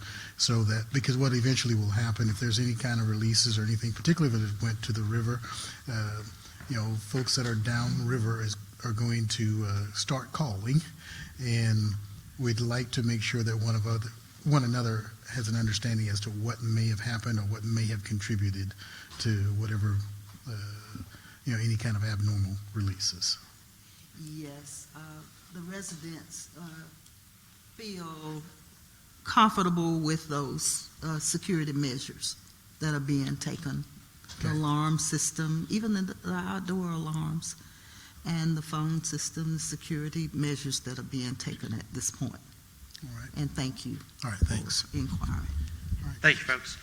So next we're going to go over the nuclear materials program, and I'm just going to go ahead and turn it over to Mike. All right, thank you. So Thomas took us off at first with a horizontal slice, if you will, across the history of the whole Savannah River site. Now I'm going to take you down a vertical plunge through the nuclear materials. Nuclear materials management was created, it was pretty much birthed as a result of the decision to shift the focus of the weapons production program, and environmental management was born. So many of the production facilities, the reactors that we were using, were repurposed or decommissioned. I've got some of the repurposed facilities, and so the reactors that were used to produce the materials for the weapons program now became an asset for environmental management and management of special nuclear materials, which is a word for all the kind of stuff that we don't want to let out into where the bad guys might get it. So the two chemical separations plants I own now. L reactor was converted into a spent fuel pool, and I maintain the spent fuel pool as well. We repurposed the K reactor for storage and management of these special nuclear materials. And under my organization, we also have the facility that was responsible for producing the plutonium 238 for the space mission, the other kind of plutonium. And we also have one facility that does analysis for H and F area. Surprisingly enough, it's located in F area. We call it C Lab. Don't ask me why. One slide up here to talk about, I'm going to give you the flavor for how the materials come into the state, into the site, and the goes-outas. You'll hear engineers talk about the goes-indas and the goes-outas. So we've got 4 goes-indas up at the top of this slide where we bring in materials that come into my program, and then 4 goes-outas that are kind of along the bottom of or 3 goes-outas at the bottom of no, you count 4. I got to count WIP up there at the top too. 4 goes out is where we take material out of the state as well. And then Jim's facilities, which he'll talk to, are kind of in the middle here. So let me begin with L area and H Canyon. So one of the programs which we've talked to you about before is NNSA has a program where we repatriate U.S. origin highly enriched uranium and special nuclear materials. So when NNSA brings those into the country and repatriates them, they transfer them over to environmental management, and they come into my program. We bring them into either, depending upon the materials, if it's spent fuel, it goes into the L basin with the spent fuel pool, or it can take a right-hand turn up there on the drawing, and I'll come back to the K area toward the end. So we'll bring in foreign reactor fuel of U.S. origin. We'll also bring in some fuels that are domestic. So domestically, at this point, we're receiving HIFER, the high flux isotope reactor that Thomas talked about from Oak Ridge. That material comes in and is sent into L Basin. We also have MTR fuel that comes from MIT. But we have other sources of So those are the two things that come into L area. No major operations going into L area. Our job there is just to keep the fuel under the water. This is old fuel. It's not like the hot stuff that you bring out of a commercial reactor, which still has a lot of decay heat, which still generates a lot of energy. By the time we get these fuels, they've been around for a long time. Some of these are fuels from the production years on site, so they're relatively cool. The water that we have in the L Basin is primarily for shielding of the operators as they move around, and we pick up fuel assemblies and send them over to H Canyon for the next part of the operation. So coming out of L area is you see the little line that says spent nuclear fuel to the H Canyon HB line in the center of my slide. There's another goes into now from the state. Up there at the very top, you'll see the other HEU. We also bring in target residue material from Canada, and that comes into the H Canyon as well. So now I've covered three of the goes intos from the outside the site into our facilities. So H Canyon takes the spent nuclear fuel and we put it into dissolvers. Mix some acid in it, that's the way we currently do it. Dissolves everything right down into a nice solution of uranium, cladding for the fuel, and all the spent, all the byproducts of nuclear fission. Before we can go ahead and treat and recover any of this stuff, we have to put it through a gelatin which separates some of the silica inside these fuels. There's some silica in the cladding, and the rest of the process does not like silica. That's a fancy word for sand. So we'll gel it out, remove the silica, and now pretty much what we have is an aqueous or water-based solution of all the isotopes that were in the spent fuel. Now it's time to go pull any of the materials and recover the materials that you want. Currently, we recover uranium from the spent fuel. And I'll get to that. That's one of the major sources that we can get the uranium out of the state. So we'll run it through two banks. The first bank pulls out all the, mixes the aqueous solution with a organic. And organic is something that's like gasoline is an organic, kerosene's an organic, paraffin's an organic. There's a number of different types of organics. The particular organic we use is associated with the Purex process. I'm not going to turn you into chemical engineers. If you're really interested in it, Google it. There's lots of stuff out there about the Purex process. So we mix this aqueous solution with an organic, and the organic just sucks up, depending upon what you do to the chemistry, it sucks up the uranium like a sponge and leaves all the rest of the stuff in the water side of the solution. So we'll take out this organic part, send the waste products into a part of our facility that goes to Jim's facilities. He'll talk to you about that in a little bit. Then we take this organic phase, pull out the uranium by changing the chemistry again. Then we send it to a second bank that does the same thing depending upon the purity specs of uranium that we need.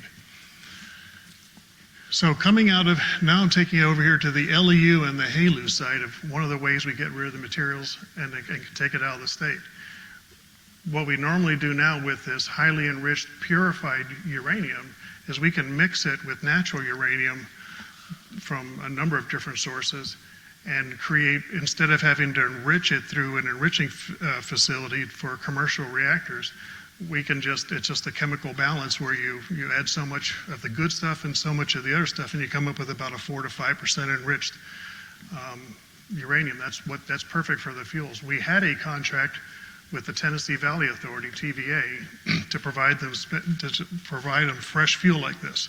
That contract recently ended, and we're in negotiations with TVA to see if they're in negotiations with us rather to see whether we'll supply them more, to be determined. There's another little way out as well, something that's kind of unique with our H Canyon facility. It's called HALEU, or high assay low enriched uranium. Commercial reactors operate with about 4 to 5% enriched uranium. And what I mean by enriched uranium is if you go pull uranium out of the ground, it's less than 1% enriched, or it has less than 1% U-235. U-235 is the stuff that makes reactors work well if you're going to use regular water for cooling. Commercial reactors have to enrich that all the way up to about 5% for it to work and to be economically viable. High assay LEU is a new type of research reactor that's being considered where you would, instead of using 5%, you go between 5% and 20%. Currently, none of the enriching facilities do that. The only way to produce high-assay, low-enriched uranium, should DOE or somebody else want to start using these reactors, would be to blend it out of my facility. No decision's been made to do that. We have that capability, but it's not something we're doing. But nevertheless, we show that as a way out of the state, that should the Department of Energy, and I think it'd be the Department of Energy that'd be doing this kind of reactor at first, if the Department of Energy chooses to do that, the first source of fuel is likely to come from one of the facilities that could produce it would be mine, with all the highly enriched uranium we have. So the uranium can leave the state in high-assay, low-enriched uranium. It can leave it in a TVA blended for commercial reactors, or it goes into that little box in the middle. The rest of it, if I don't recover the uranium or all the spent fuel, all that the other byproducts of fission will all go to the tank farm. And then out the other end comes the federal repository. Everything in the middle of that box, that's magic occurs. Jim will give you what that is. So let's talk about my last major production facility, K area storage.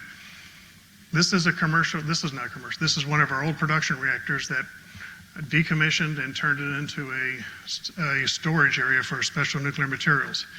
Here, not only have we brought in the repatriated special nuclear materials from foreign sources, we've also, back in the 90s, and I think maybe the 80s, but I remember it in the 90s and early 2000s, we consolidated plutonium from across the DOE enterprise. Rocky Flats, Hanford, Lawrence Livermore National Lab, Los Alamos National Lab, collected all the material and consolidated in one place because it's easier to protect, defend, the right kind of facility. It was more cost effective, and we had the right kind of facility to do that in. Largely, the EM mission within that facility is safe storage, which we've done by stabilizing the materials before they ever come into the facility. They're in an oxide, and an oxide means that's the most thermally and chemically stable form of these special nuclear materials. It's chemically bonded and heated with oxygen so that it won't react any further, and we store them in metal canisters called 3013s. Inside that facility, our mission for the EM part is to cut up those 3013s, blend them down, and put them into daughter cans that can then be taken out of the state of Carolina to WIP and buried in the underground repository there. So far, we haven't taken any of the downblending out of K area. We have taken it out of one of my other facilities, HB line, where this process was done as well. But currently, we're preparing to and continue to downblend in the anticipation that very soon we'll be shipping the downblended material out of the state and into the repository in New Mexico. One other thing that we do inside K area is, I mentioned these 3013 containers. It's a can with a special nuclear material oxide in it with another welded container and another welded container on the outside of it.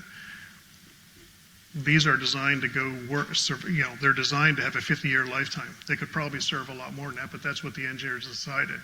Part of the technical basis for why that 50 years is good depends upon some destructive testing. Occasionally, we'll cut apart some of these cans, downblend the contents within it, and then we send the materials off to go be looked at by one of our national labs to look at.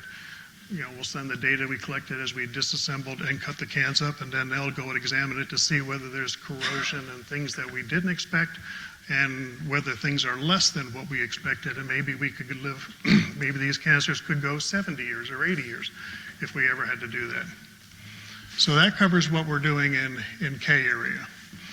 I do have, not pictured in here, I mentioned 235F. That's the plutonium-238 production facility that was used for the space program but has been deactivated or laid up for many decades now.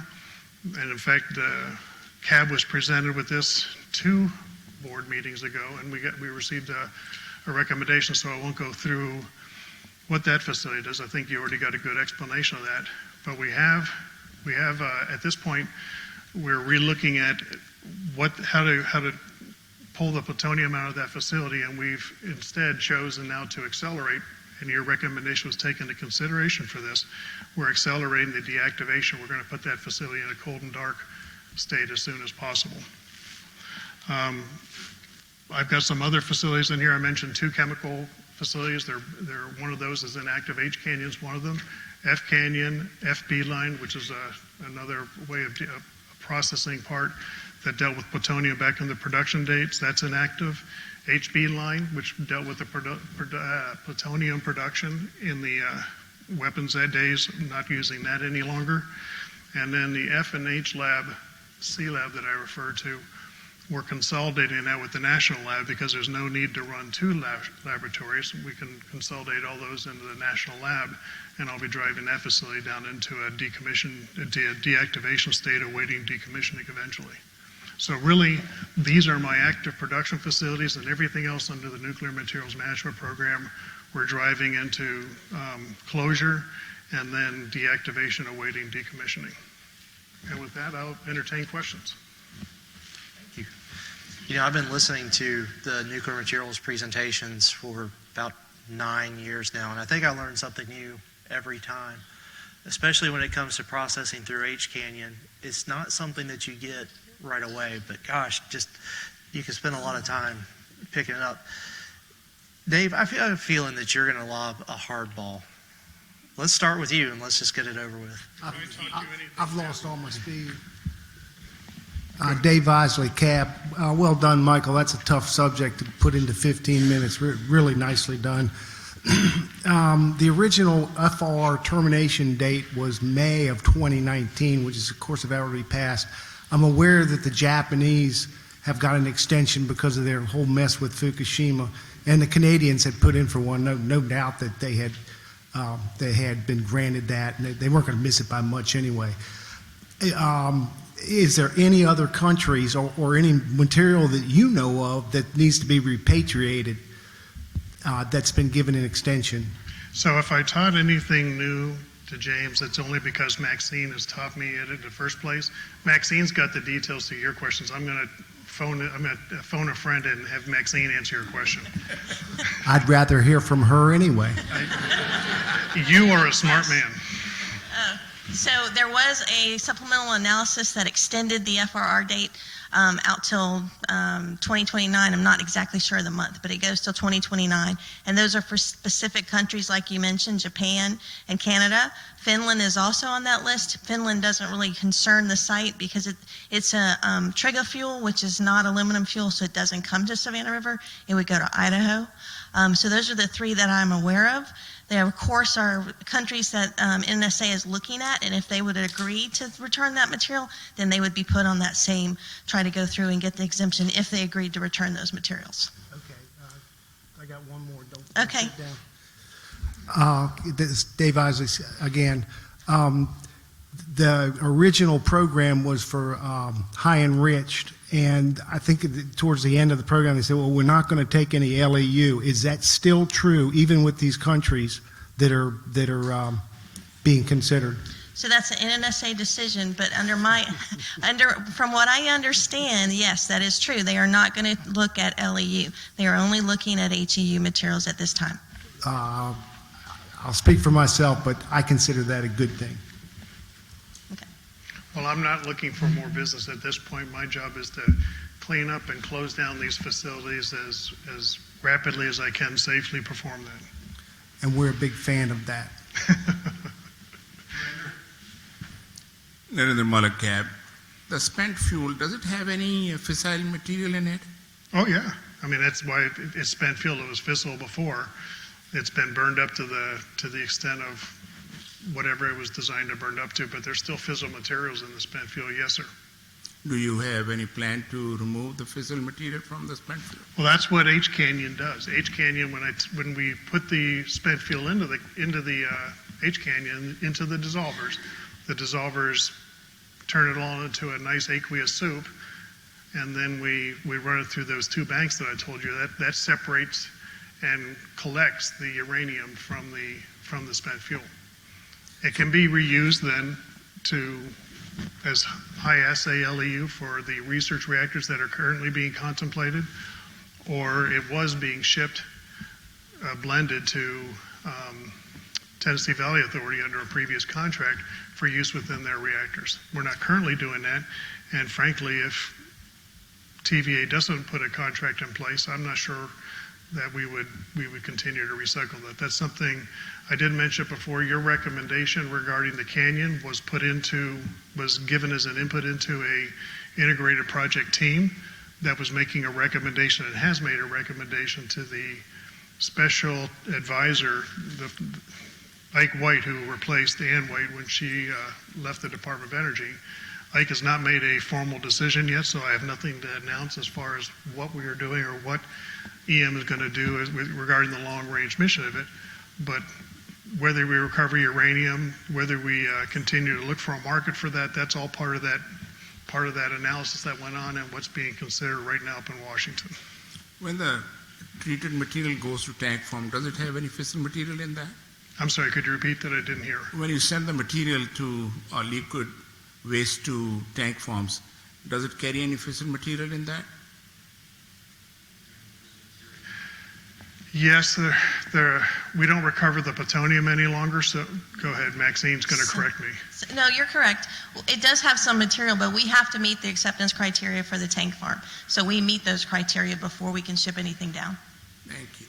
Thank you. Okay, let's come around to you. Mike, you made a presentation to the Nuclear Materials Committee, I think it was in May, and you posed to us the question regarding 235F, regarding employee safety and the removal of plutonium by hand, et cetera. And I'm just was never clear in my mind, did we ever answer that question for you as to how far we should go? You kind of posed that to us, but I'm not sure we ever actually answered it. Yes, you did. Your recommendation was one factor that the department took into consideration regarding the decision to accelerate deactivation, what I'm calling cold and dark. Okay. And at this point, the department sent a letter, directed the contractor a few weeks ago to suspend removal of plutonium and refocus and begin the planning and the work necessary to go put that facility in a cold and dark configuration, which means we'll keep the ventilation going to maintain a negative vacuum within the facility, but all other electrical sources would be turned off in the facility. That's one of the safest and lowest energy configuration, short of turning it into a grout block or taking something down to ground earth if that's what was chosen. Okay. All right. I just wanted to make sure that we did give you an answer. No, I very much appreciate we monopolized the very first meeting of this fiscal year's worth of CAB meetings. I very much appreciate the CAB's attention to that, the deliberations, the good discussions that you had. I had some good feedback for the way that we had the panel discussions. I've received a lot of feedback one-on-one and multiple on one in cases sometimes, that you really enjoyed that presentation and way of getting the information. And I'm very appreciative of the recommendations that came from you. Dan? Dan Kaminsky, CAB. Michael, thank you very much for your presentation. This is a slightly hypothetical, so I'm not a doomsayer, but... I'll give you a hypothetical answer then. That'll be perfect. So with the agreement with Russia falling apart and plutonium now being dilute and disposed instead of moxed, there is a slight fear out there in the public, at least it's written up by our wonderful media, that a potential course would be another arms buildup. Would any of that material, if it were processed here to be reincorporated in nuclear weapons, would that cause any downstream effects or additional EM mission product going through H Canyon? Well, your hypothetical for the large part, as you can imagine, I can't touch. But if the 6 metric tons that we downblend, that's another way, dilute and dispose is another way I've heard that described, where you downblend it with inert materials that the bad guys can never use, and then you dispose of it in the out west in New Mexico. we have no material that's designated for the weapons program. All the material that is stored within K area is not designated for the weapons program. It's surplus or it's waste. So if the country made some kind of decision on that, no, it should not affect the EM mission because it'd be going back to the NSA site. It wouldn't affect what I'm currently planning to do with the EM materials, and I don't see any impact on the facility mission either for something hypothetical like that to occur. Okay, thank you. How's that? Did I dodge that one pretty well? No, If that I was didn't, good. Thomas will tell me later. I mean, the CAB's been concerned with aging infrastructure and such for H Canyon, and you hear of these what ifs and if comes, and you wonder if it's going to have a further impact where maybe we need to take an even closer look at the infrastructure and longevity of what we have left.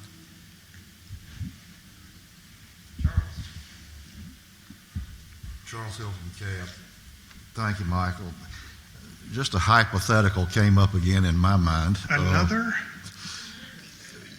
I know we've received a lot of reports from Maxine on the L area storage basins for fuel rods. It's a constant balance of making sure she has enough room. Mm-hmm. You know, what is 3,600 rods or something, and she's at 3,300. Or we usually get that report. I'm just curious, when you were talking about K, the K area cooling basins, are they full of 313 plutonium, or are they still there? Is that a potential source? The basins in K reactor are still there, but they're not functional for fuel storage like L reactor. They're the L reactor facility, the cooling systems, the piping, there was integrity that was maintained there. Since there was no mission for fuel storage envisioned in K area, no, it would take significant effort to make operable a spent fuel storage capability in K area. It's not in the books. There's no special nuclear material stored there. All the special nuclear material is stored in the other areas of the facility. Thank you. Narendra, did you have any more follow-up? It's okay, I have to ask. Any other? Thank you, sir. All right. So next we're going to call Jim up. And while he's coming up, I'm going to refer you to the last page of your handout. It probably looks a lot like this. The slide that's about to come up next for Jim looks almost nothing like this. And that's because we had a slight miscommunication. I misunderstood what slide he wanted. We put this one up. He sent me an email a little while ago, said this isn't it. We got the right one up on the screen. We'll post the correct one online, but I just want you to know that if you're going to refer to your handout, it may not help you as much as we want it to today, but we'll fix that in the future, okay? So, Jim? Very bottom one is okay. Heather, are you swapping over to the next slide? All right, something I'm much more comfortable with than the last slide that James was referring to. So, but they tell us, got to be flexible, ready for anything, so we came through. Two very good talks, Thomas and Mike, very informative, and I hope you've all learned something from those talks. The only thing I heard was, and Jim will talk about that in his talk. So, so whatever I miss, just raise the hand, send me a note or something. Liquid waste program. What you just heard, the way we characterize it on this slide, Mike's program is up there in the far left corner. So to use his terms, the goes-intas to the liquid waste program are captured right up there. Part I also liked about Mike was the goes-outas, right? So let me start with the end in mind. When we go through our liquid waste program, do the processing, all those things we do, we end up really with 3 end products for our overall liquid waste program. Tanks that are cleaned and closed. So we have 8 of those so far. That's through a closure process, closure plans, and we work with the state. And again, they're also overseen by EPA as part of the Federal Facilities Agreement. So out of the total 51 tanks I have on site, 8 of those have been closed so far to date. And we focus on what we call old style tanks, you may hear that term, or the new style double shelled tanks. We focus on those old style, of which we have 24 total. So 8 of those 24 have been closed. And to help kind of visualize those tanks, think pretty much like a high school gymnasium. That's been how it's been compared to me. And way back in the 50s, when plants started to process that nuclear materials and start dumping in the tanks, it really sounded like a great idea. You got this tank and you got 4 or 5 openings on the top, dump the stuff in there and move on. It was all about production. Advance 30, 40 years, and you say, okay, so let's get the waste back out of the tank. And you start sitting there scratching your head saying, okay, well, this sounds like a good idea. And you go back, if you go back to the analogy of the high school gym, right? When you filled that high school gym, you had 4 or 5 of those holes sitting on top of the roof, and you dumped it in. When they say clean up, they say, go back and use those same 4 or 5 holes and get stuff back out of those tanks. Things get a little bit tricky real quick. So anyway, that's the job we have for tank closure. I'll talk a little bit about that process as we go on here. The next end state are the actual vitrified canisters. So what you'll see is about 4,188 of those have been vitrified to date. So I've been working since about 1996 on that vitrification process. And when you look at it from a life cycle perspective, we have about 8,100 to 8,200 cans forecast. So from that metric, we talked metrics earlier, right? We're about 50% of our total life cycle. From a life cycle overall perspective, we're looking at about another 17 years, give or take. If you look at the system plan, again, Rev 21, I think that was one of my Thomas go-dos. Rev 21 of the system plan has about 8,100 or so canisters, has about 17 years to go. I've kind of put out a challenge to my staff, contractor staff, let's get all that done in 15 years. So that's really what, from a program perspective, what we're after, finish up the liquid waste program, get it done with a target time of 15 years. Going to take some butter side up things to happen there, but I think it is something that is within reach. And then I look at the third product that we have, and this is really the saltstone disposal units. So what many of you have seen through the tours, and we've talked about 32 million gallon tanks that are on site. Thomas, I think, had mentioned SDU 6, 7, 8, 9, that we all are kind of now working to get them ready to go. And part of that need to get those facilities ready, those disposal units ready, is that ramp up with SWPF, solid waste processing facility. So as we ramp up, we're going to be processing 9 to 10 million gallons a year of waste. We really need to have those disposal units backed up and ready. And the way we're kind of attacking that now is, if you think of a housing subdivision, as they go in and start that construction, right?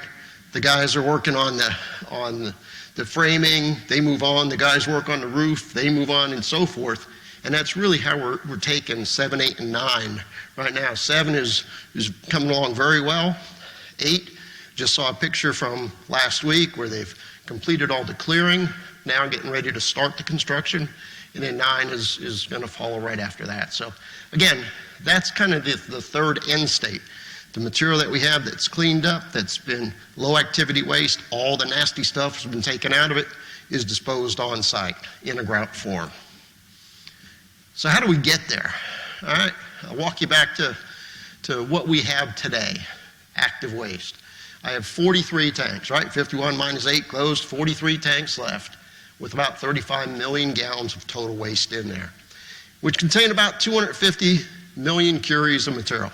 A lot of stuff, but again, our job is to manage that, get it into one of those 3 end states, with the bulk of it, when you really look at the math, it ends up being about 98% of the total, or 98+% of the total, will be in vitrified canisters that would be appropriate for shipping off-site one day.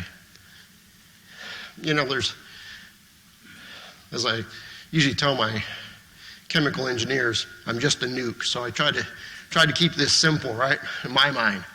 We talk about the waste that we have in those tanks, and really the way we talk about it is in terms of sludge and salt, okay? What does that mean?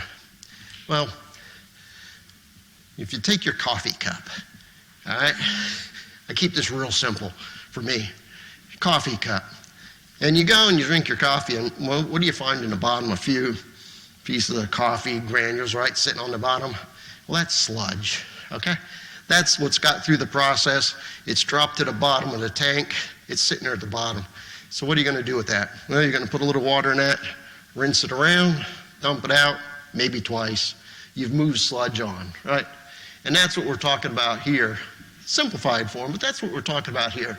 We take that stuff that from a processing perspective, when it comes over from Mike's facilities, it's acidic. Well, we have carbon steel tanks. So acid and carbon steel don't work very well. You get a lot of corrosion, erosion in that tank very quickly. So you neutralize it. What happens when you neutralize it? You end up with some material dropping to the bottom, and then what is still liquid will be in a salt form. So that is what we talk about, the two forms, sludge and salt. So what's the analogy for the salt? Well, if you're like me, you put a little too much sugar into the coffee, right? And so what you'll end up with is, finish your coffee, let it sit, usually end up with a little crusty sugar in there, right? Well, that's about as close of an analogy as I can think of for the salt. So you either have that sugar, if you will, in the coffee as dissolved, or it has dropped out. And how do you clean that? Again, add water, swish it up, dissolve it, move it on. And that's really what these two processes, on a very simple basis, is all about.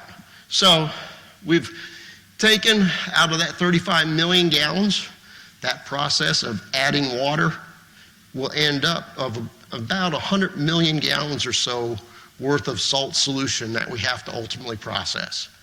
Well, Thomas has mentioned our ARP MCU facilities, which successfully completed 11 years of a 3-year demonstration, and has proven very valuable into salt waste processing facility.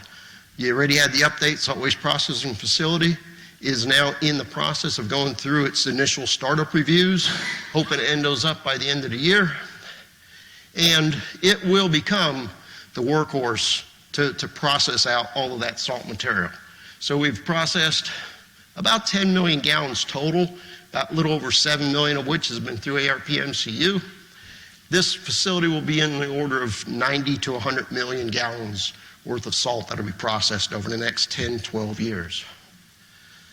In addition to that, we have our Ticker facility, tank closure season removal process. And again, really give a lot of credit here between EPA and DHEC working with us. When we did initially a federal facilities agreement about 4 or 5 years ago, I believe it was, we made a commitment to go look at that technology, see if it would be appropriate. The challenge back to us was, well, we all know salt waste processing facility should have started quite a while ago in our system plan. It was delayed for numerous reasons. So what can you do for us was the question. What can you do for us to help supplement the material processed from that was not processed through SWPF? So we came up with this process. It has been applied. It's no longer a thought, a dream. 2.5 years going from greenfield to an operating nuclear facility. Take a lot of credit for that, not personally, there's program-wise, because obviously you don't hear that very often, right? So that is an up and running facility. We've run a couple batches through. We're working on the next batch here soon. Our focus has been on tank 10, which is one of those tanks that we have that is down in the water table. And we've been working to clean that out. We've also recently made a commitment through our most recent FFA suspension agreement to move on to tank 9 as well. So we have 2 tanks that we're working, and then we'll be evaluating whether we want to, whether it makes sense to keep that process going both from a technical perspective and a business perspective. So what am I doing today? It's all SWPF. It's all about SWPF tie-ins. We've completed the operation. June 4th, I gave the okay to the contractor that said, enough of that. Let's begin the process of ramping down ARP MCU and begin the tie-in process for salt waste processing facility. So we've been actively doing that. Just over the last week or so, we've declared ARP MCU as deactivated, meaning we've drained all that material, and it is now able to sit aside, and we'll come back to it at some point from a decommissioning perspective, but for now it's there. And why did we do that? It's because a lot of the common infrastructure, one of Gil's favorite words, right? For the infrastructure between ARP MCU and the rest of the process, we are reusing those transfer lines for SWPF. So in the big picture, it saved us a lot of money from pure infrastructure cost, the need to run additional lines and the like. So that is what we're all about. It's about a 5 to 6 month period to complete that tie-in activity. And then we'll be ready, from a liquid waste perspective, we'll be ready as soon as SWPF is ready to run. From a DWPF perspective, so that's all the salt. When we get the bad stuff out of the salt, okay, actinides, uranium, plutonium, whatever it may be, we end up, and primarily cesium, we end up transferring that back over to DWPF. And so that's what we combine with that sludge process I talked about. The sludge that comes out of the tanks goes to DWPF. We combine that with the radionuclides out of the salt processing side of the house and vitrify all of that material in the defense waste processing facility. The one item here I'll highlight, and you've heard several comments about tomorrow's discussion, high-level waste interpretation that we're going to have. I just highlight this stream right here. I'm not going to talk about it any further other than to say, be aware of that, and that topic will come up tomorrow. What that is, all of this material that gets to DWPF is via water, okay? So if you think back to my analogies of water slushing the sludge and water dissolving the salt, ultimately that water all trickles its way back to DWPF. We evaporate some of it is from internal processes, and that water then will return back to the tank farm. So one of the things we have to do is, so one of the things we have to do when you start thinking about the end of the life cycle for the program, you can't very well make that work with a do loop in it, right? So you got to cut. So at some point, you have to cut that recycle back so we can finally close out the overall program.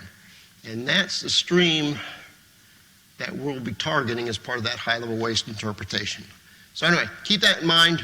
We'll get the picture out to everybody, but keep that in mind as far as a stream that would be a good target material, right? So again, from an overall perspective, that's what we're about.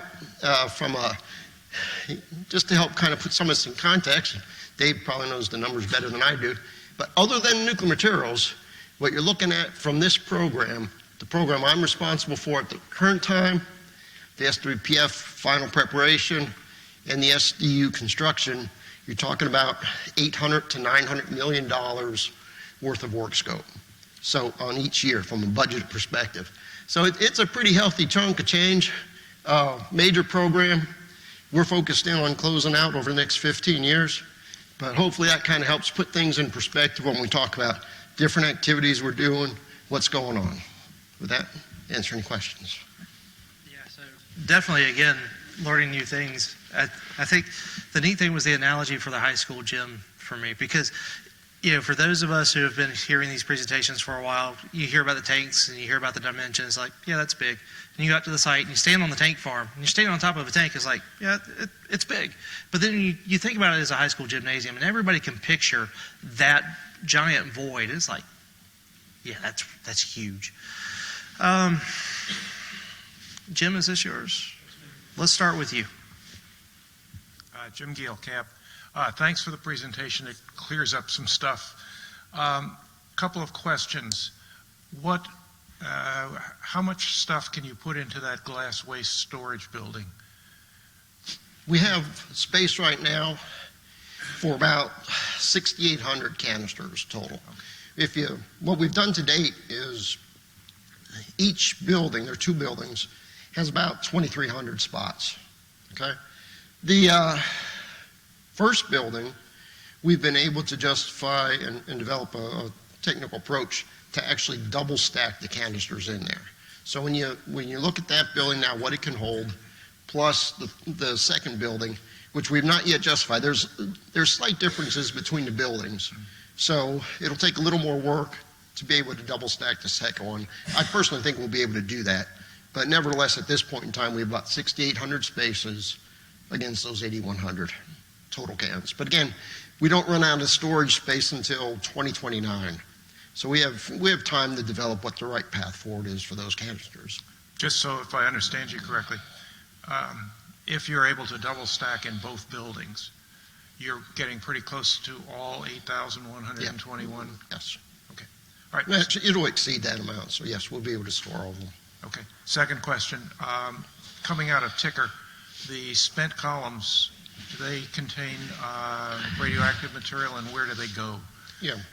Primarily, what we're focused on stripping out of there is cesium. So, yes, there's radioactive material in there, and there are really 2 alternatives at this point in time. One is that the ion exchange media that's in there, that resin type material, we could actually grind that up and put it back into our sludge batch. So we can grind it, put it back in, and vitrify it in the canisters. So that's one approach. What I hope to do, and we're not doing that yet because we just start the process, what I'm hoping to do is that at some point we can find off-site disposal for that material.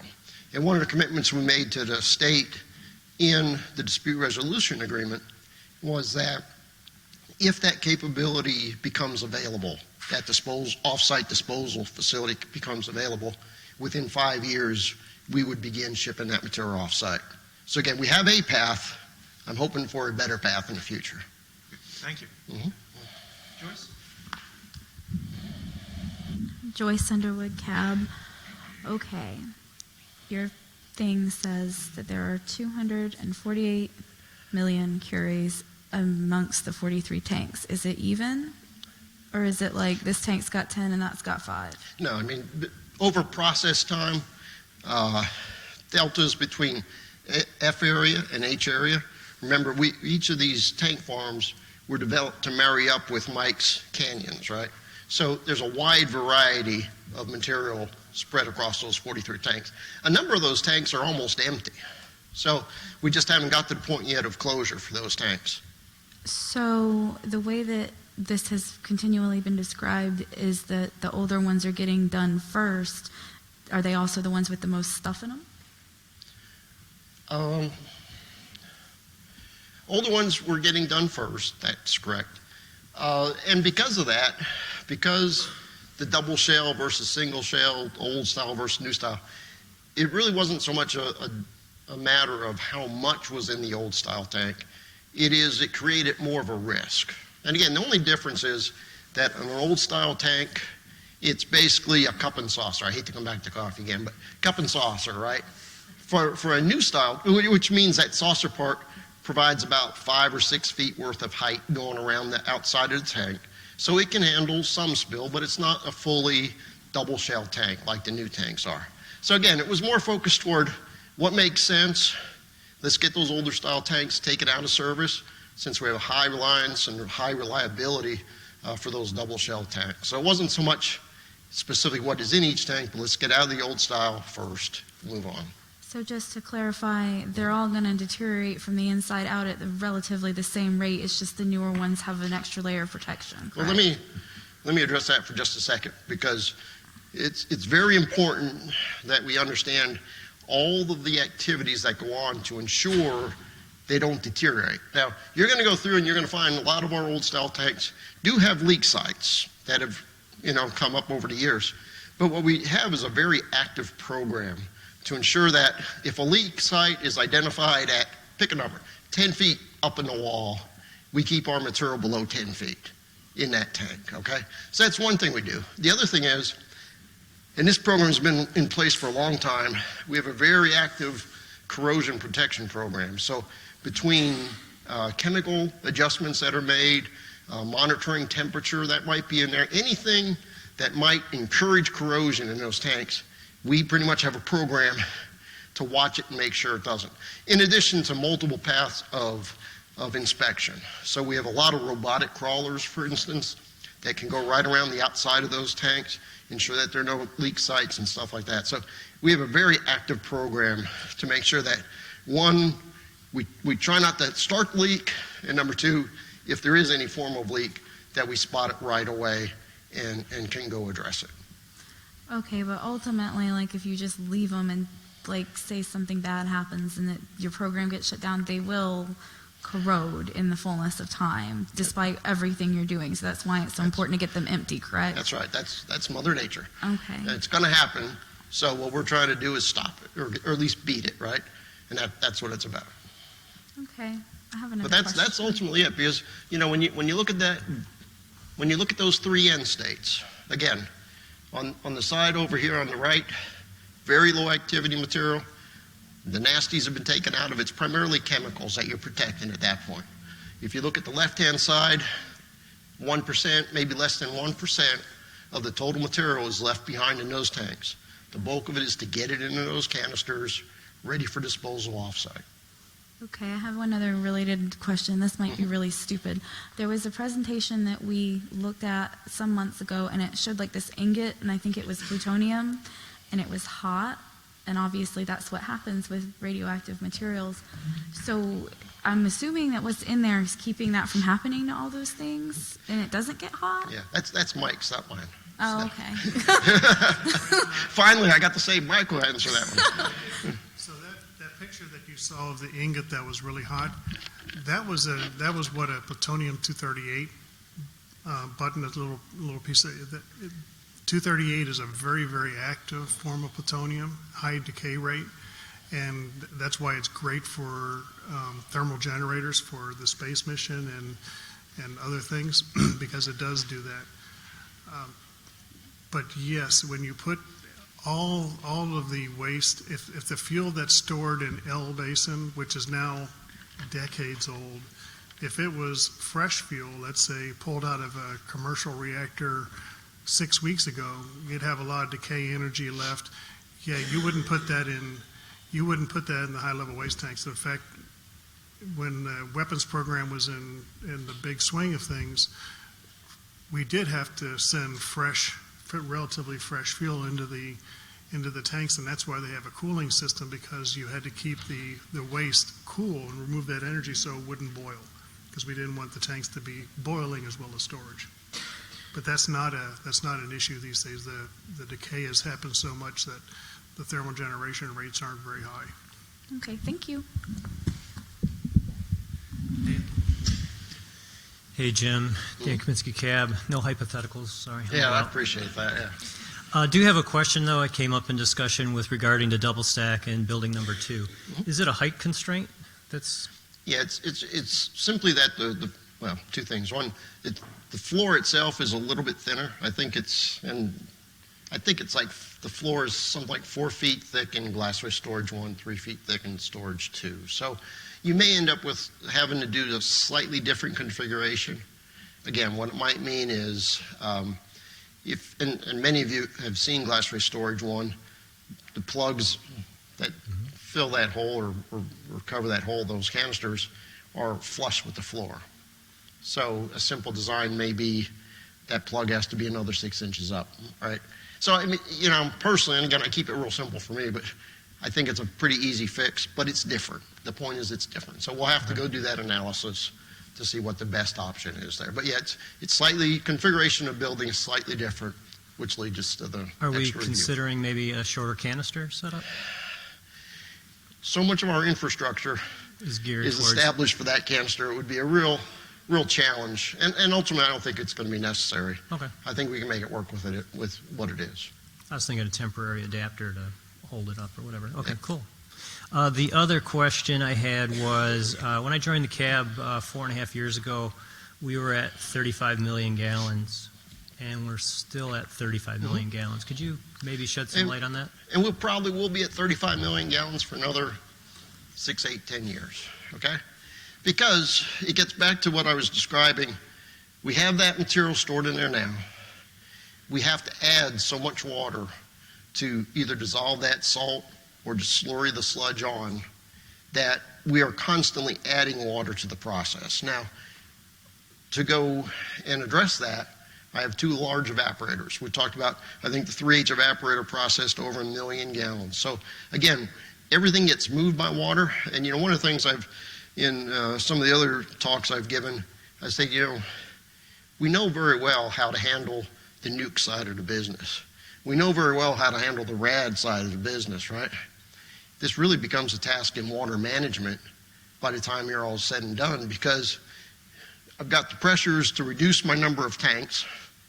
So by definition, I'm reducing my space that's available. I have to add water to slurry or dissolve or move it on. And so you have that competing interest there, if you will, of how you make all that happen. So am I going to have 35 million gallons? Yeah, you're probably going to see 35 million gallons there for a while, but it's much different water every time you look, right? Because it's new water and mixing in the whole process. So it'll be there for a while. It's not the best metric to use. And what is a good metric is that 100 to 110 million gallons I talked about that ultimately have to be processed through, right? That's a viable metric. When you look at the canisters produced, that's a viable metric, because it's really targeting that total number I have to go do and what progress am I making.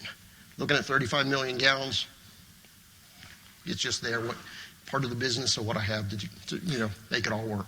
It is an easy target for the public, and that's one of the reasons why I brought it up. And maybe we should also, as a CAB, kind of focus on some of those measurables with regards to radionuclides and things remaining in that 35 million gallons versus just 35 million gallons. And as an example, when I start this program, that 248 was somewhere around 430 million curies, okay? 60 million of those curies have been moved over to glass. The other, we thank Mother Nature for something else, okay? Decay is always out there working for us. Cesium is only a 30-year half-life, so you end up with a lot of decay from that process too. So again, it's an estimate, but it gives you a pretty good feel for the success we're having. Thank you. AK, you went a long way, this is AK with CAB. You went a long ways toward answering my question just now. I just want to be 100% clear in my mind that the water that is utilized to move along the sludge, et cetera, that all of the processes that we have in place, the 3 of them, et cetera, none of them requires any type of releases like into the Savannah River or anything like that. It's more of a, once the water is in, it's sort of contained process, and it becomes a part of the final disposition of a part of that final disposition path, one or the other, one of the 3, et cetera? With one exception. Okay. And that is, we talked about the evaporators, okay? So those evaporators are designed, again, as I move that water through the system, those evaporators are part of my tank farm operation. And what they'll do is they will boil off, just what an evaporator does, they'll boil off water, right? That overhead will end up ultimately getting to the Savannah River. Now, there are multiple checks on that overhead to make sure we're not pushing anything bad through it. It then goes through the effluent treatment facility on site, which is a licensed state facility for water treatment, to ensure that that final discharge to the river meets all drinking water standards, all that kind of stuff. So that is the one exception where that water itself will go. Now, what comes out of the bottoms of those evaporators, anything that has been caught, gets shipped back into the tank farm for processing. Okay. Bob? Bob Smith, CAB.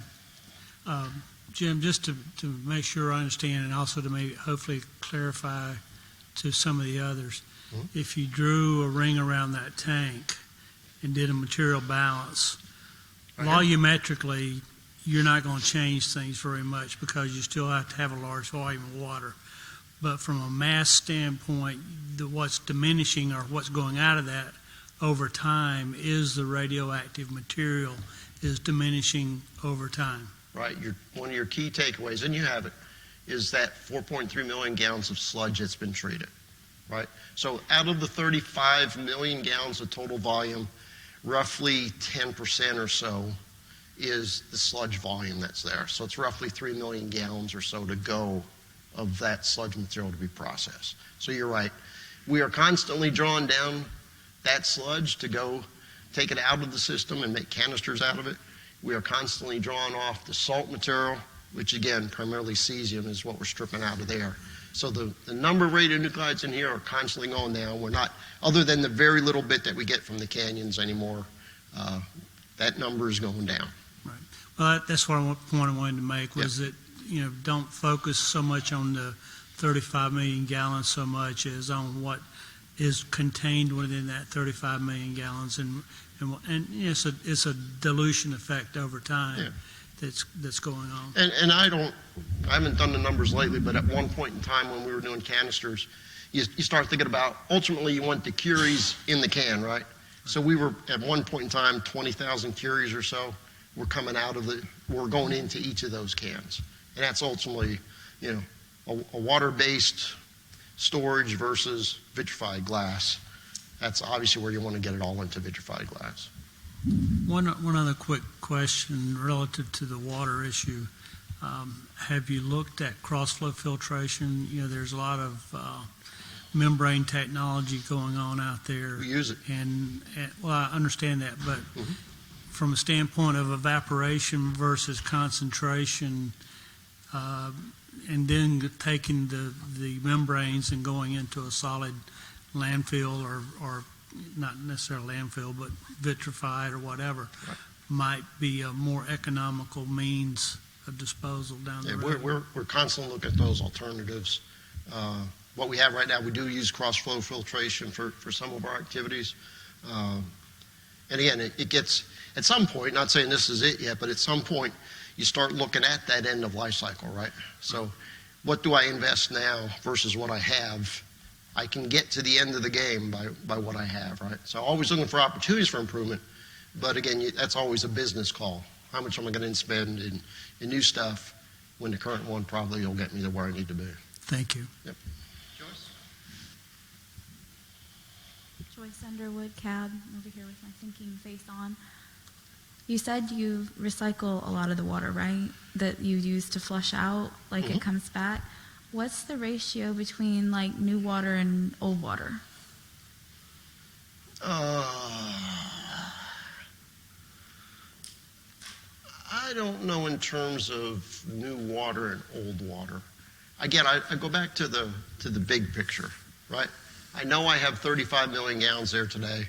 I know I have to process about 100 million to 110 million gallons total. So a 3-to-1 ratio. We've talked about dissolving salt or slurry in that material, that sludge forward.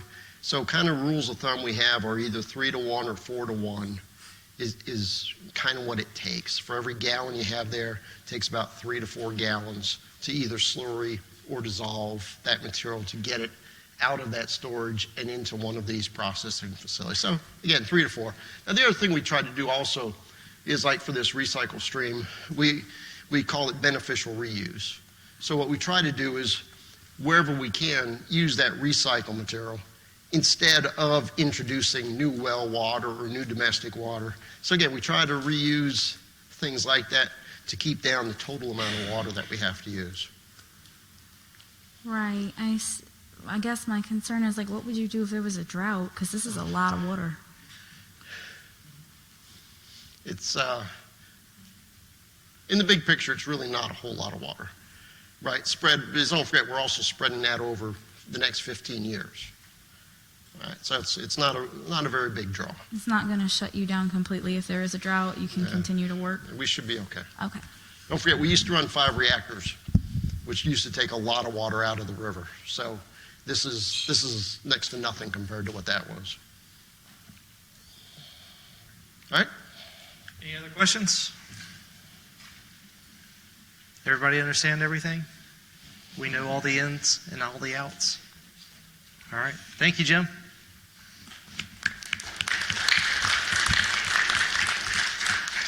Before we move on to the next step, Amy, you had some comments that you wanted to add. Oh, right. Amy Boyette, DOE. Somebody this morning or earlier today was asking about the number of advisory committees that DOE has. I did get an answer on that. So the Department of Energy has 20 active advisory committees right now. They're in 3 different categories. There are presidentially mandated ones. There are statutory committees, and then there are the discretionary committees that were the ones that are subject to this presidential directive.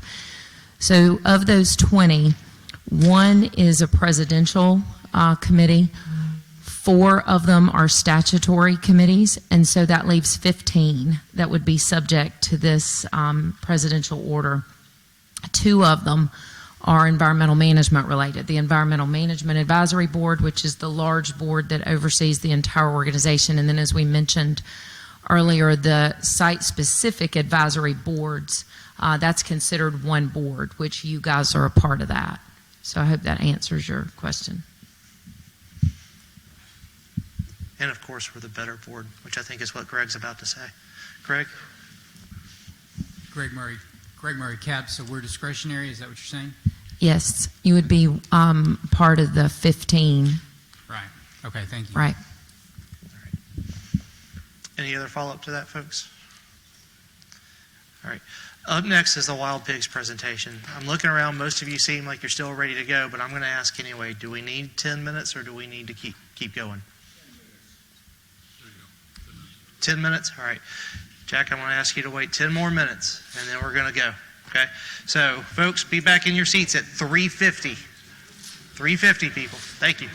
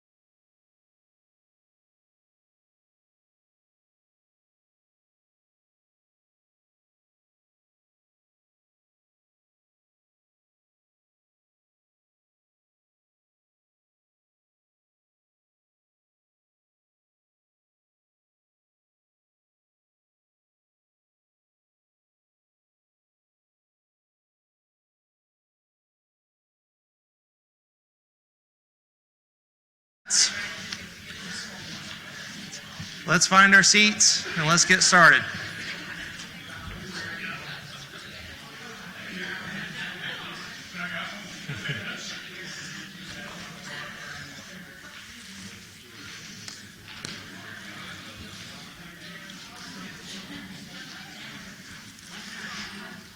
So up next, we have Jack Mayer, and he is here from SRNL to talk about wild pigs.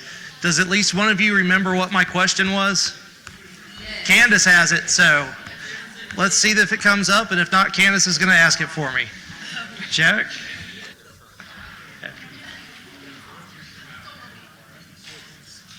Are we live? I guess we're live. All right, thank you, James. So we're going to end with kind of a different topic today, pigs, right? Pigs. So I currently manage the Environmental Sciences and Biotechnology Group of the National Lab, but I'm still an active researcher. Educational-wise, I'm a PhD zoologist, wildlife ecologist, and as of May of this year, I've been studying wild pigs for 46 years. I can't explain why. Looked at all sorts of aspects of their biology, looked at their impacts, looked at management. And over the years, I've heard a lot of people talk about wild pigs on the SRP or SRS. I've read articles that people have written about the wild pigs on the SRS. And how to put it nicely, there's a lot of misinformation out there, okay? Not in my mind, completely accurate. So what I'd like to do today is to talk to you, give you an overview of the wild pig population on the SRS. And because things have been changing, we've seen changes lately that we didn't see coming. So I want to give you an update to let you know where we stand right now with this challenge in running the Savannah River site. So for most of the 20th century, from 1900 to 1990, the non-native, invasive, destructive, introduced wild pigs in the U.S., their populations remained fairly stable. They were found in 18 to 20 states, didn't change. About 2 million animals nationwide, didn't change. But then after 1990, all that changed. It jumped from 20 states to now they've been reported in a total of 48 states. Jumped from 2 million animals nationally to now we estimate there's over 7 million. Bad news is, with this jump in the number of wild pigs that we've gotten, we've seen a jump in the damage they're doing nationwide. It's way up in the billions of dollars right now. The really bad news is we don't have a good silver bullet, a good way to control this wild pig problem nationally. But with any invasive species, the more you know about that species, the better your chances of getting them under control and successfully managing that species. So that brings in the Savannah River site, because that is the best studied population of wild pigs in the United States today, bar none. We started doing research on the wild pigs out on back then, the SRP, back in the 1960s. We have learned more about these animals in North America from research out here on site than anywhere else in the entire North American continent. Right now, you can't go out there and look at articles that come out in the literature or see shows on TV that don't talk about some of the basic biological parameters or other things we've learned about these animals from studies on the Savannah River site.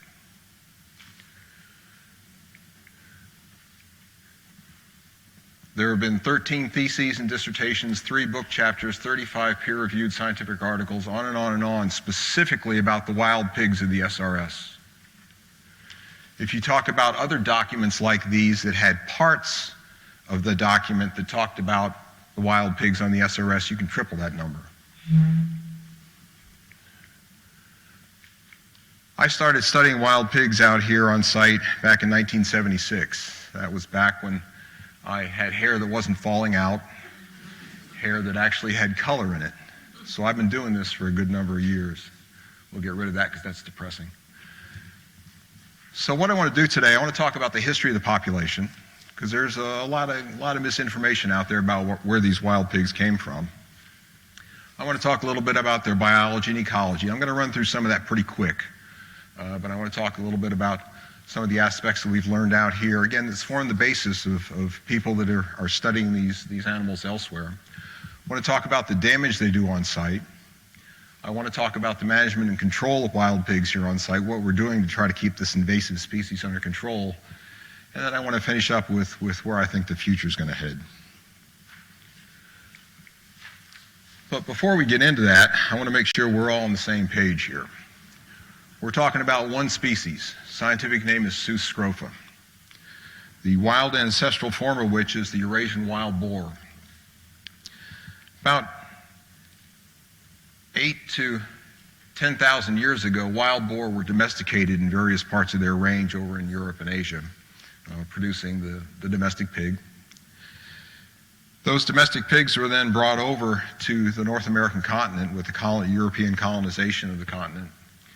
And following a long-standing practice that was over in Europe where you took large livestock, cattle, sheep, pigs, and turned them loose into the forest to forage for themselves, but over there in Europe, they had somebody tending those animals, a shepherd or a swine herder. Here in North America, when they came over and turned cattle and sheep and pigs loose, manpower was in short supply. There was needed to clear land and build fences. So when they turned those pigs loose, they were not only turned loose to forage for themselves, but also to fend for themselves. And when you do that with pigs, they almost 100% go wild. So when you've got a domestic animal that goes wild, this is a process that's called fertilization. And in this case, produces an animal that we call a feral pig. Then starting in about the 1890s, we had sportsmen bring over pure Eurasian wild boar to provide a new huntable big game species here in North America. They were put in fence preserves. The pigs don't fence well either, and they escaped out of every one of those. And then where you had wild living populations of these feral pigs, these wild living pigs of domestic ancestry, and these pure Eurasian wild boar, because they're the same species, Sus scrofa, they hybridized. So you got hybrid wild pigs. So currently in North America, we have 3 types of wild Sus scrofa. We've got feral pigs, we do have a few pockets of pure Eurasian wild boar, and then we have a lot of hybrid animals scattered in various populations across the country. Now, a lot of people, including some of your speakers in years past, have called all 3 of these types feral hogs. You've got other people that want to call all 3 of these types wild boar. Well, there are very good physical, genetic, and behavioral reasons for calling feral pigs, and wild boar. Feral pigs are not wild boar are not feral pigs, and hybrids are a mix between the two. If you're looking for a good common name to call all 3 of these types of Sus scrofa, call them wild pigs, wild hogs, wild swine. I don't care about the noun, but the modifier is critical if you want to be accurate. So I'm going to call them wild pigs. If I refer to them as feral pigs, it's because I'm specifically talking about this type of pig over here. Okay, wild pig, solely domestic ancestry. All right, so the first Sus scrofa that were brought to the CSRA came with the De Soto expedition in 1540. Again, they started out down in Florida and headed north, ultimately went through 14 states, and throughout that entire route, they were leaking pigs they had brought with them from Cuba. When they crossed the Savannah River, the chronicler of the De Soto expedition, Rodrigo Rangel, reported that we crossed the large river, there were a lot of boulders, a lot of strong current, and we lost a lot of the pigs that we had brought with us from Cuba in that crossing. If you read that description, that was probably somewhere up around the fall line, somewhere up around just above I-20 right now. Well, pigs being very good swimmers, one can only imagine that those pigs that De Soto's expedition lost swam downstream, hauled out on the bank, and nobody around to take care of them, went wild. So it's entirely possible, pure speculation, but it's entirely possible that we had wild pigs in this area back in the 1540s. The first domestic pigs that were brought to an enduring colony in South Carolina was in 1566 with the colony of Santa Elena down on what is now Parris Island. Here locally, it was reported that free-ranging of domestic pigs was a common practice in the Carolina, and it was in the 1750s it was reported in the township of New Windsor, which is about where New Ellington is today. So we had people free-ranging pigs back then. Interviews I did with some of the residents of Old Ellington in the 1970s and 1980s, free-ranging of domestic pigs down in the river swamp on what is now the site was very common in the 1930s and 1940s. So you had free-ranging of pigs going on down there. And in talking to a lot of those residents of Old Ellington, the pigs that we had in the swamp in the 1940s were already wild. You read in a lot of documents, well, these were domestic pigs that were running around the swamp, and when they couldn't be recaptured, when the government came in and acquired the property, they went wild. They were wild before the government bought the property. Talking to some of those old residents, these were not cute little porky pigs running around the swamp. These were animals you had to go out and hunt with dogs. You had to trap them, or you had to go shoot them. These weren't friendly domestic animals. They were already wild. So when the government came in and acquired the land in late 1950, in 1951 they gave the farmers, the former tenant farmers, a year to capture their free-ranging livestock. This not only included pigs, there were some cattle and some equines.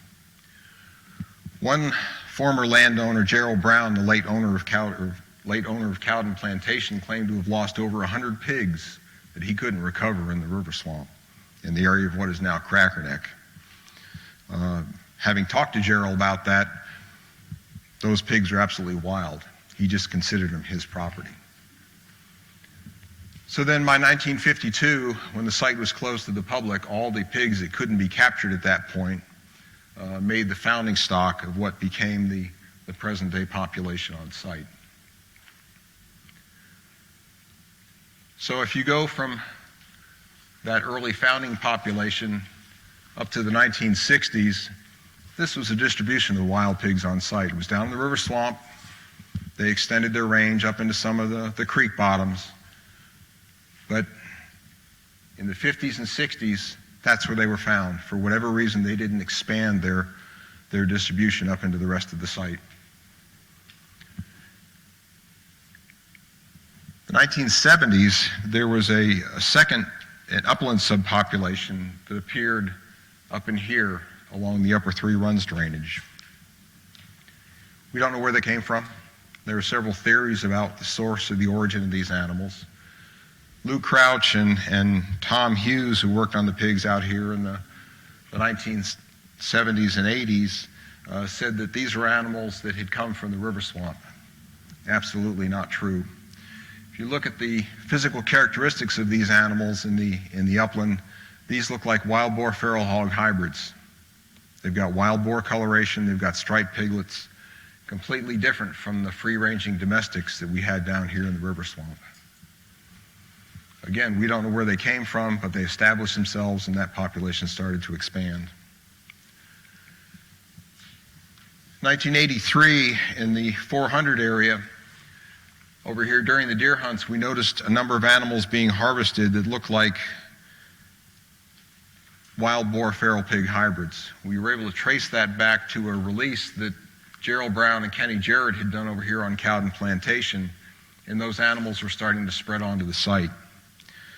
Based primarily on coat coloration, we watched the hybrid phenotype march down through the river swamp until about 1987. They made it all the way through the site down to Creek Plantation. At the same time, that upland subpopulation was expanding, and in the late 80s, or middle to late 80s, they became sympatric with the river swamp population. Going to jump to the present.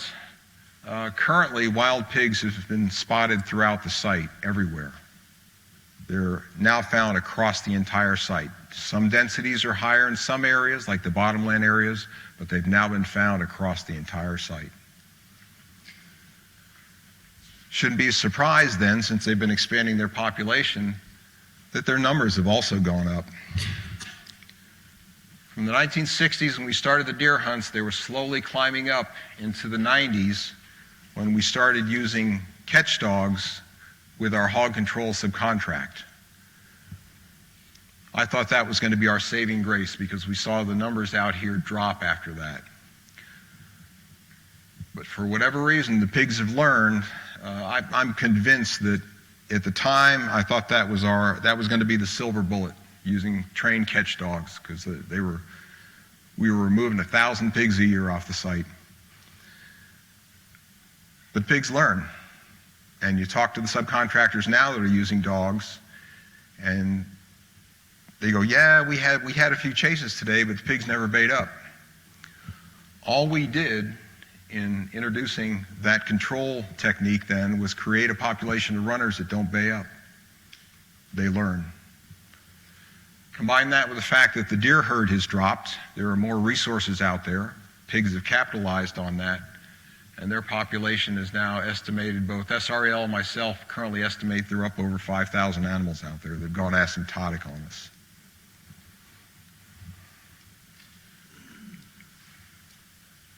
So a little bit about the biology. Okay, males are bigger than females. Average males weigh about 200 pounds. Females about 175. For years and years, I didn't think we were ever going to see a pig over 400 pounds. I think we had one. We had one that went 417, but that was an unusual animal. Now we're starting to see a number of them. I was talking to Thomas about this before. This is the benefit of the Three Rivers landfill. We now have huge pigs over there.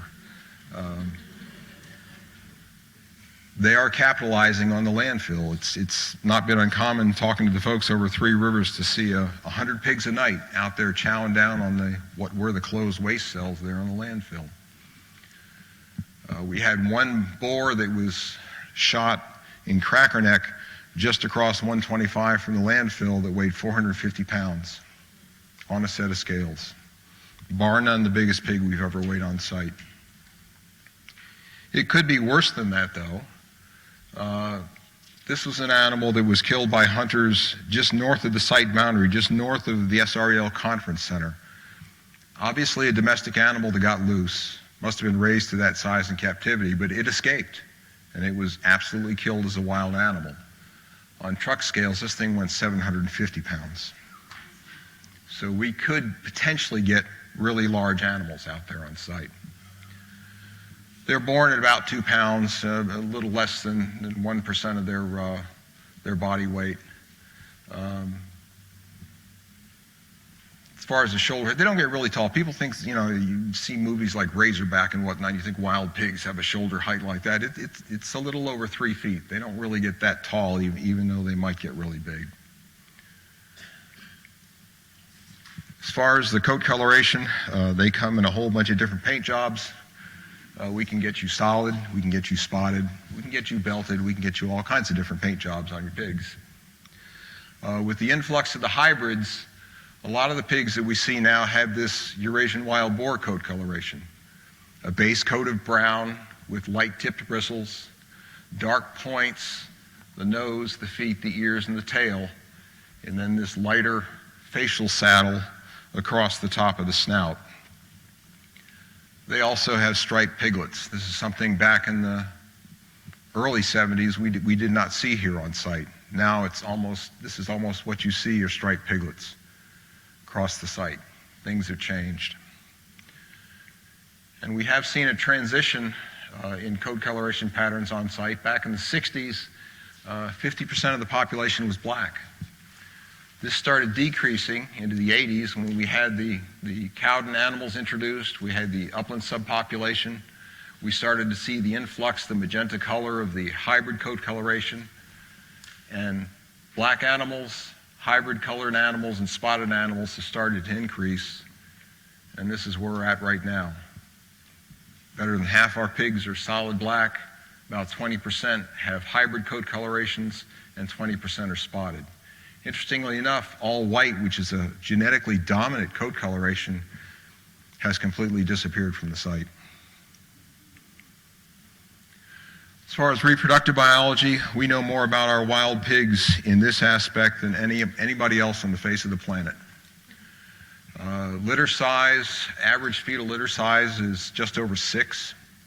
Neonatal litter size, bar none, we have the largest database of neonatal litter, wild pig neonatal litters anywhere on the face of the earth. Average neonatal litter size is just under 5.5. Everybody else on the face of the earth depends on the fetal estimate for their litter size, what hits the ground. The little feet that hits the ground, they always turn back to the fetal litter size. That's one more pig than you ought to be using. So you've already got your modeling is messed up because of that.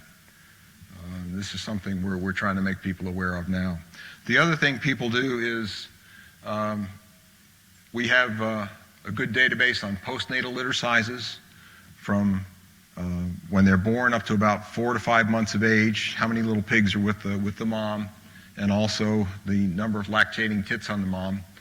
Everybody else doesn't have data like that. They turn to the number of lactating teats on the sow and assume that's the litter size, where in fact, again, that's an overestimate of what's out there.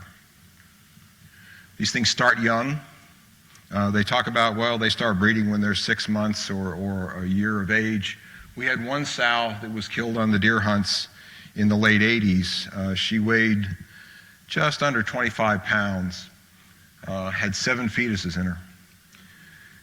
We dated the fetuses based on crown rump length, and from the age of the fetuses, we backdated it to date of conception. We aged her based on her erupted dental pattern, backdated her that same number of days. She conceived that litter when she was 3 months old. These critters start young. However, in spite of the fact that they start young, the vast majority of the little feet that hit the ground are coming from the older sows. If you look at the age class percentage of the animals involved based on fetal neonatal litters and lactating, it's mostly the subadults and adults. If you look at the absolute total production, again, broken out by age class, it's the subadults and adults that are cranking out the little pigs. The age class in this population, the age structure would be the mirror image of this. Piglets would be high and going to adults down here. So the reproduction is just a mirror image of the age structure. The other thing people do in their modeling is when they want to talk about the sex ratio of the piglets that are born, they have to turn to the fetal data because that's all they have. They don't have neonatal data like we do. Almost everybody comes up with the same answer. Within the fetal sex ratio, it's not significant. It's even between males and females. However, what hits the ground, and again, nobody's got this data, it's absolutely biased toward females. There is an increased mortality, either intrauterine or stillbirths among males. So more females actually hit the ground and are put into the population. Again, this is something that people need to change in their modeling. These things breed year-round. The peak of breeding is in August, September, October, when the mast crop is out there. Pregnancy is very taxing on a sow, and so they want to be pregnant when the times are good, when their body is nutritionally in the best shape. That's in the fall when the mast crop is out there. These pigs are then born in December, January, and February. 50% of our litters are born in the winter. Bad time to be born, but again, this is being driven by when the sows it's most optimal for them to be pregnant. There is a second smaller peak in breeding over here, the blue column in January, and then a second smaller peak in farrowing over here in the spring.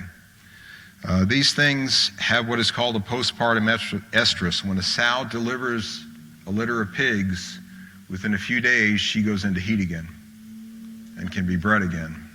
And so it's not that uncommon on site to find a sow that's nursing a litter of pigs that's also pregnant.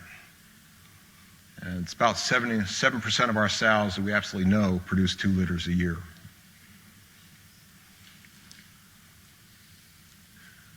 These are social animals. Most of the sightings you see out there are going to be 2 or more animals. Most of the solitaries are sexually mature males. With the abundance at the Three Rivers landfill, we're starting to see in this study the highest group size is 22. We're now starting to see them much larger than that, up into the 40s.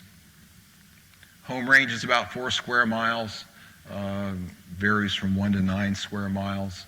Home range size does increase with body mass.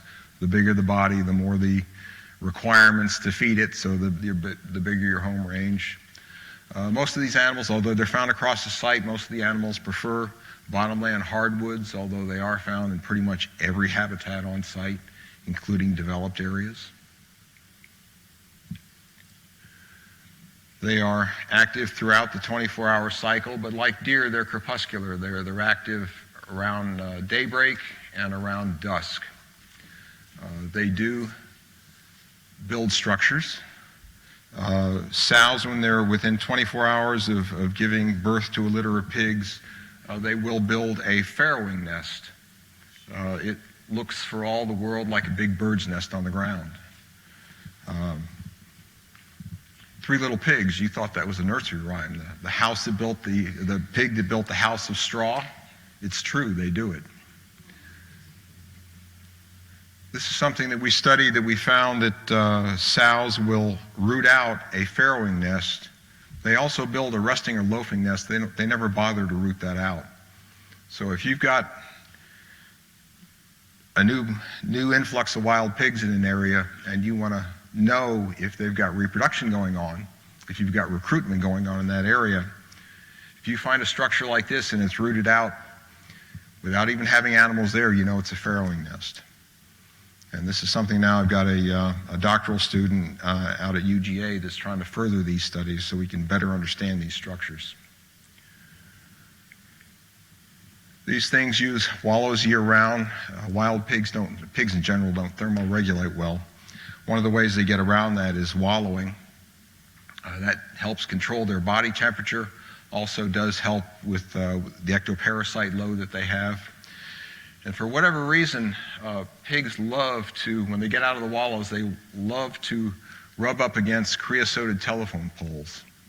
This is probably one of the best monitoring tools we have on site, is drive around the site and look at the creosoted telephone poles. If you see mud down around the bottom, you know you got wild pigs in that area. And for whatever reason, they will come from miles around to rub on particular power poles that are leaching a lot of creosote. We're actually working on a very cost-effective monitoring tool right now using creosoted fence posts to see if we can use that as a very cheap monitoring tool for these places up north that thought they got rid of their pigs. Rather than spending money on trail cameras, stick out these creosoted fence posts, and if the pigs are around, they'll find it and you'll know you got pigs. We were also the first ones in the country to work on scent marking in wild pigs. They have a number of different scent glands. We worked on 3 primarily.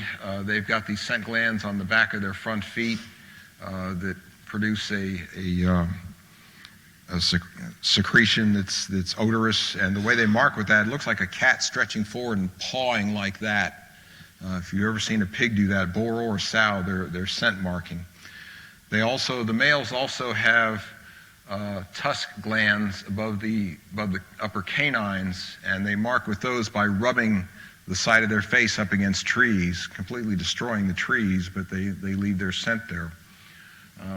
We did find that the studies that we did, pen studies we did, scent marking is mostly done by mature males. There does appear to be a dominance function. And this is the basis for a lot of research that's being done out at the National Wildlife Research Center in Fort Collins. They're out there looking at territoriality now in some of these mature males.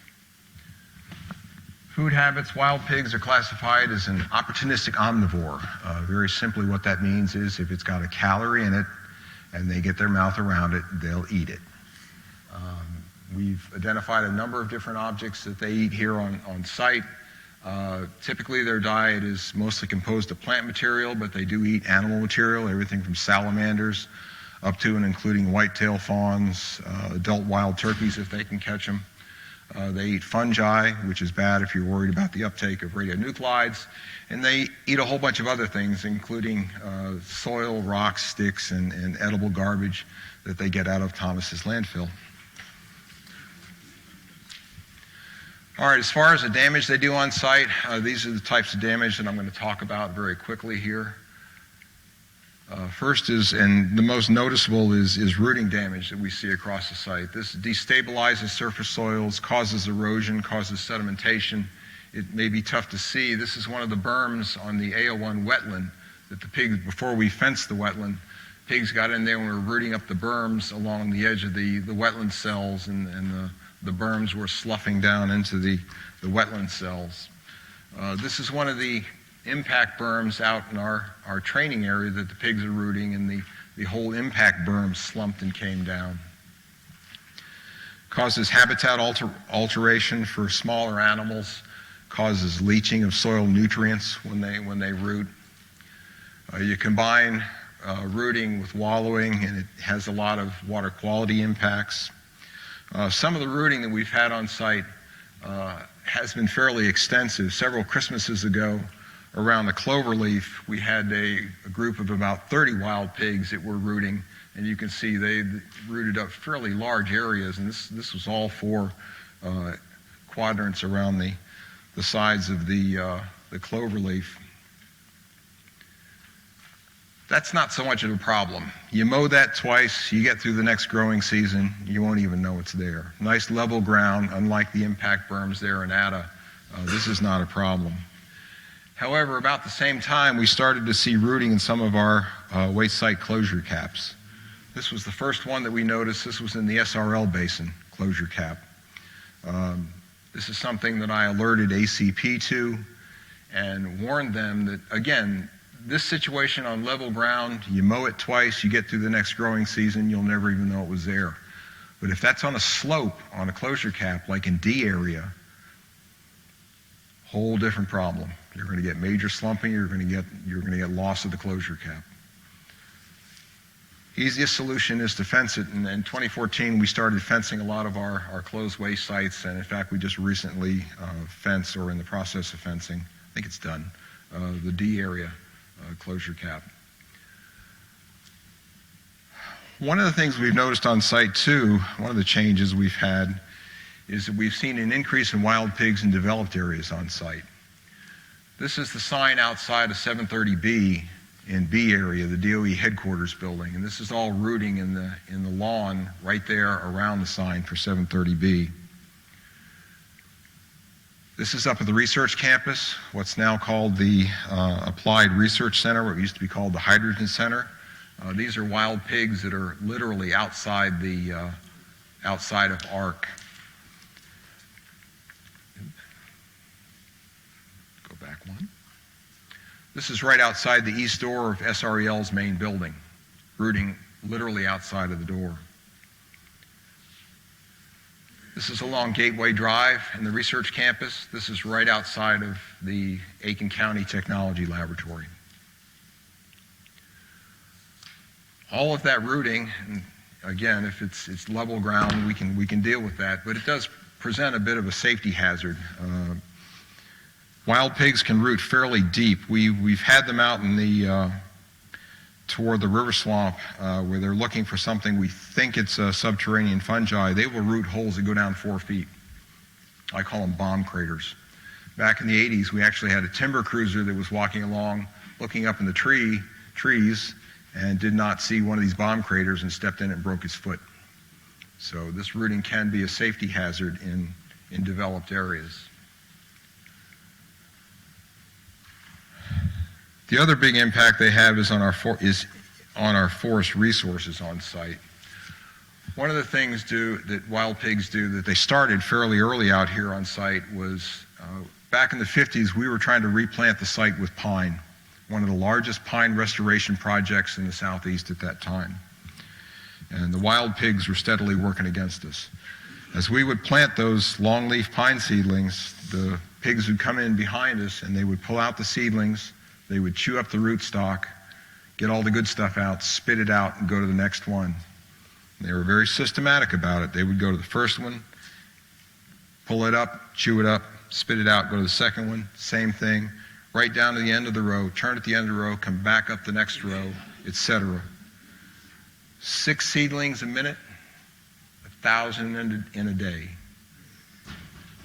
Destroyed entire regeneration plots that we were trying, not only on the SRS, but throughout the Southeast at that time. We also did research with some of our wetland restoration projects that show that they do the same thing with certain species of planted hardwoods, following the planter's lines, going right down the planter's lines, going from one seedling to the next. They chew up the lateral roots of mature pines.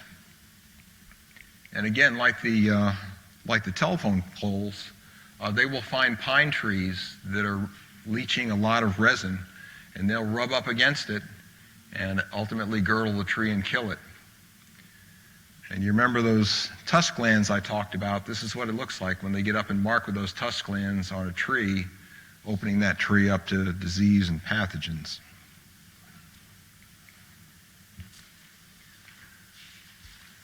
Another thing we've noticed on site, especially with the increase of wild pigs, have been vehicle collisions. First vehicle collision we had on site was in 1968, but the numbers of those have been increasing ever since, along with the population increase that we've seen in these animals. Within the last decade, it was an average of 37 wild pig vehicle collisions a year. The average body weight of these wild pigs involved in these collisions was 105 pounds. Wild pigs are very different than deer. They have a very low center of gravity. When you hit them, they don't come over and off the side of the quarter panel over the hood the way deer do. They go under the vehicle. They tear out your oil pan. They tear out your exhaust system.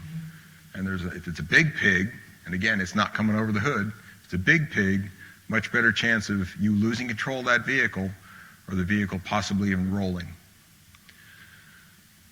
The other thing about wild pigs is they're social animals, as I talked about earlier. And we've had up to 8 hit in one collision. Now, the good news is that most of the time when you have multiple wild pigs hit, it tends to be a sow and a bunch of the small babies. This is not always the case. This is a situation on Road 5, one accident. These are all animals that were pulled off the road. There were, I believe, a total of 8 here, and all of those are pretty good sized animals. Interesting thing is, to this day, we don't know who it was that hit those animals. It was never called in. It was discovered by back then Whack and Hut. But we don't know. It must have been, had to have been a big truck, but we have no idea who hit those animals.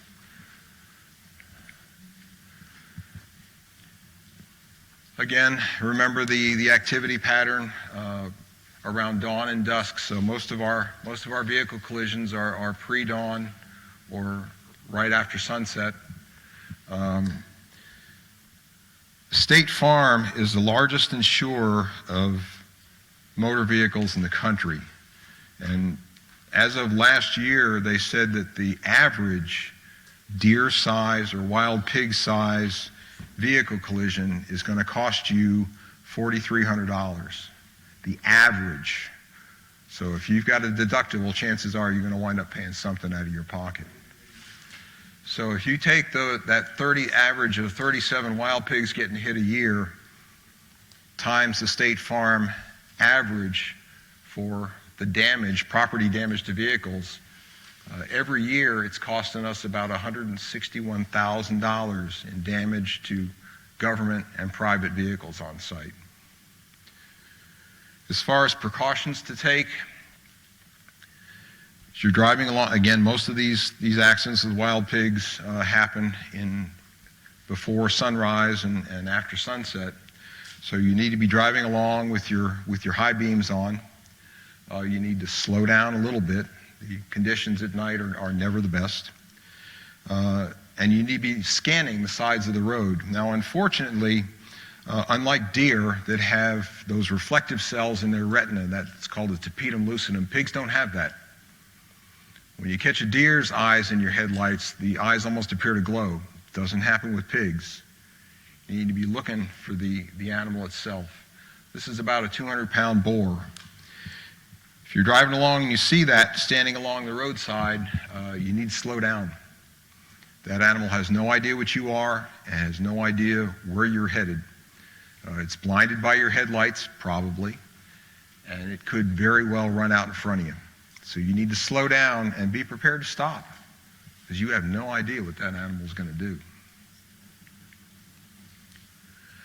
They do a variety of property damage on site. Very often we get wild pigs that will get down into some of our lined basins. As you see in this upper picture, there's a pig out there doing the swine stroke.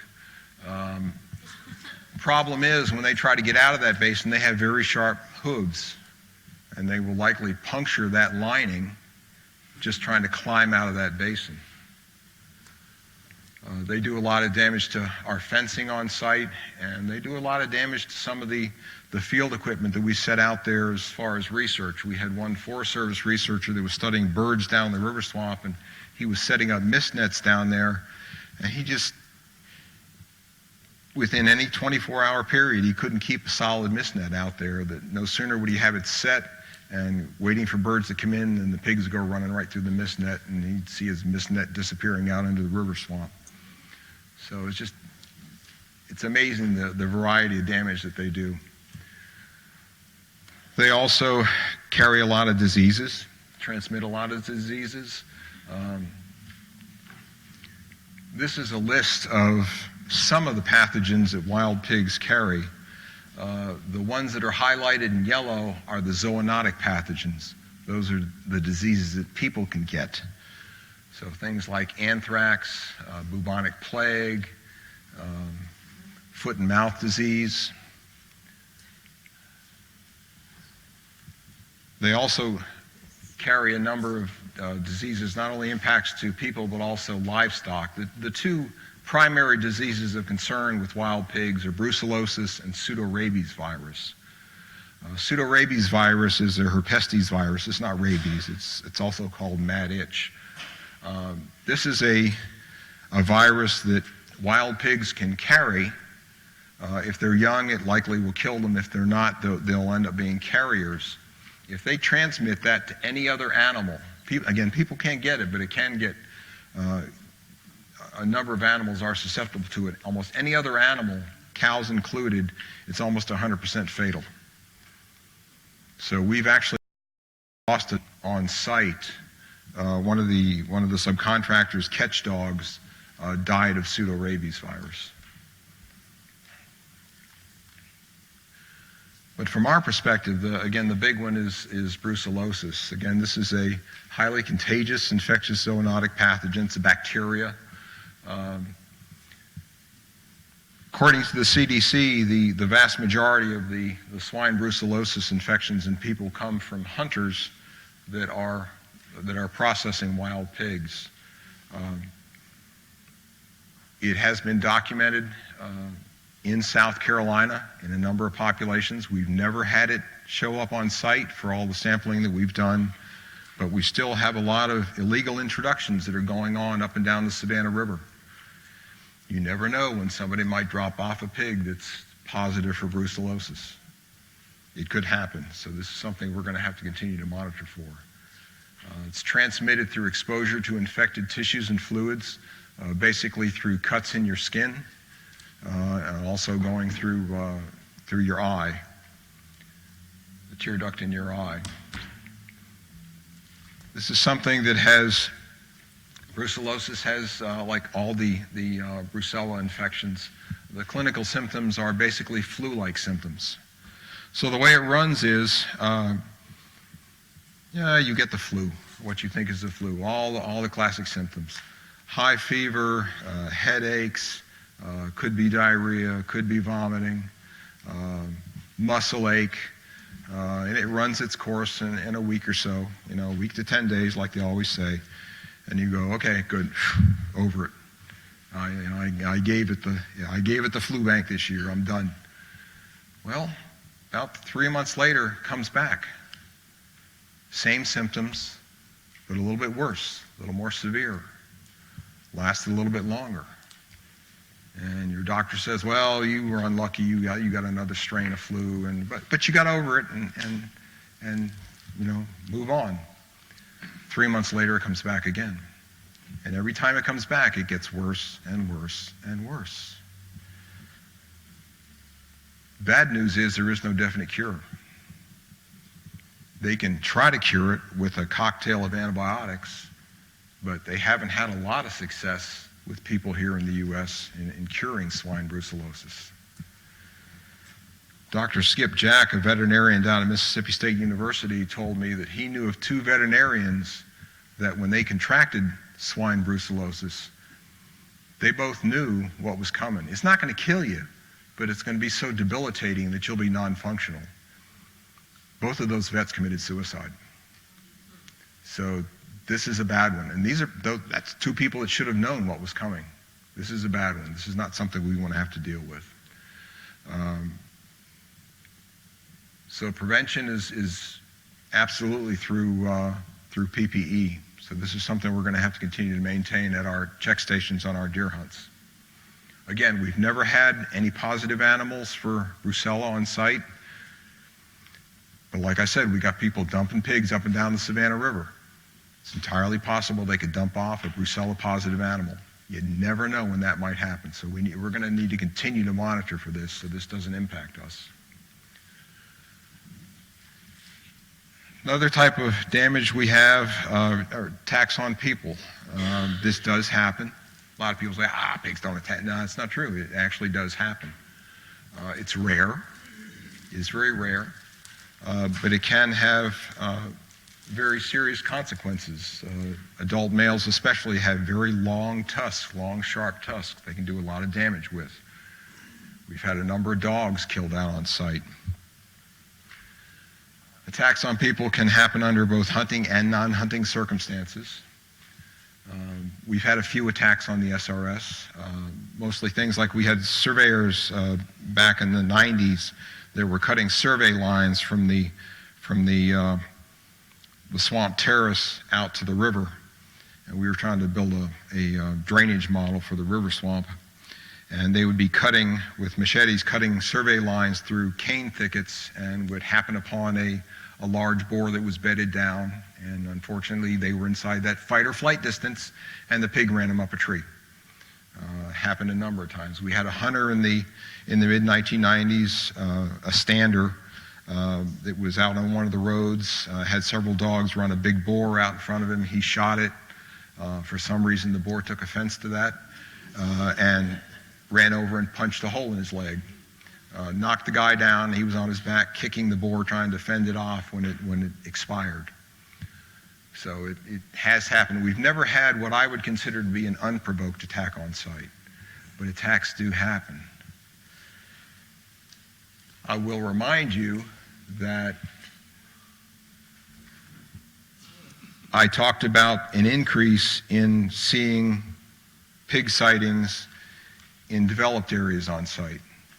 This is actually something that it's a global phenomenon right now. I'm not quite sure what's going on. Wild pigs are showing up in developed areas all over the planet, not just here in the U.S., but over in Asia and Europe. Hong Kong has an especially bad problem, wild boar problem. They're showing up in all the parks. People are getting attacked. They're running into them with cars. And this is something we need to be thinking about. There were several people, when we had the pigs showing up outside the Applied Research Center, I heard several people say, "Oh, cute little piglets. I'd love to go out and pick one up."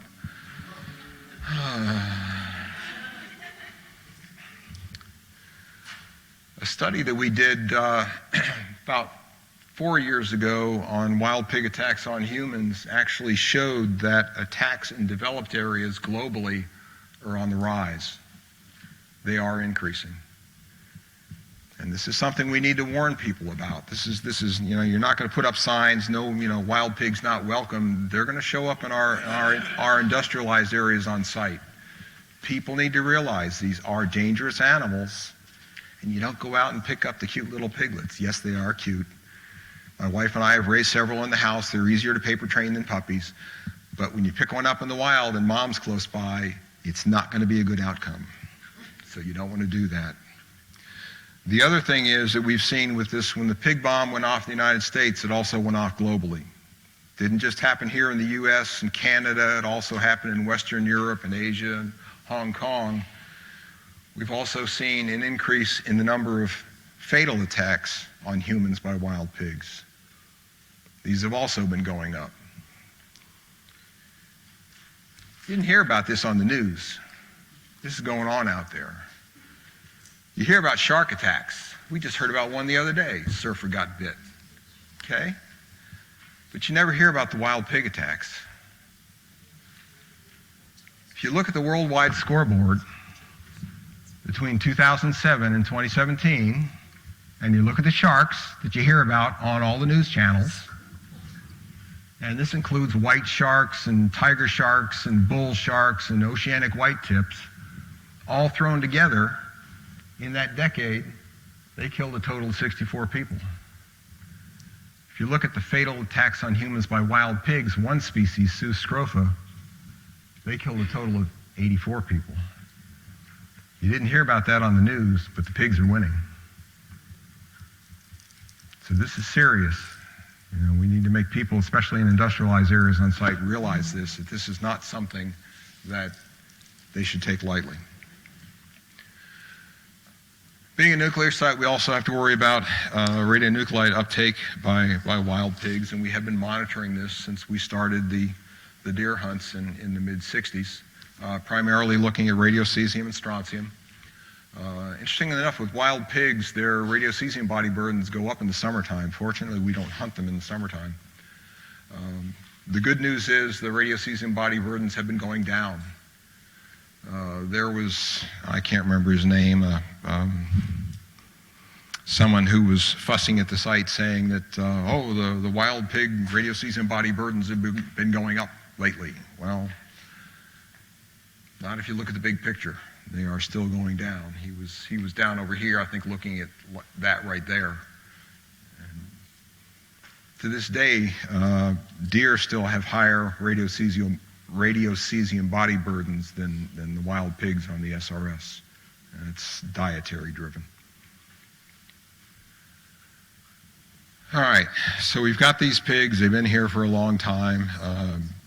They do damage. What have we been doing to try to keep them under control? Responsible stewards of our federal facility. Well, we started wild pig control back in 1956 because of the depredations to the planted pine seedlings that I talked about. Initially, it was trapping and shooting. We started a subcontract control program in 1985 because the population, if you remember, was starting to go up. In 1992, we sent out an RFP expanding that to use hog dogs because we were talking about the big wild pig problem we had on the Savannah River site. One of the cartoonists in the state paper thought this was humorous, and they generated this cartoon. You can see this is the SRS, and you have a couple of Bubba hunters here, and one Bubba says to the other, "Ought to be good hunting. I hear they got a big hog problem around these parts." And there's the big hog right there. Interestingly enough, cartoonist really didn't know what he was talking about because that, from a cartoon perspective, is an absolute perfect African warthog. Just so you know, we don't have any African warthogs out on Savannah River site, just in case you were wondering. Forest Service started their own trapping in 2000, increasing that, and up through the present, through all these control measures, targeted control measures against that species, we've removed over 20,000 wild pigs from the site.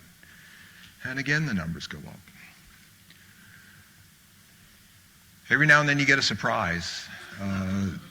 This was a box trap, a hog trap that we had a hog in, past tense. This gator found the hog in the trap, made its way through the door, and if you look real careful, there's the hog inside the gator right there. So. Jack, I'm going to have to pause for just a second.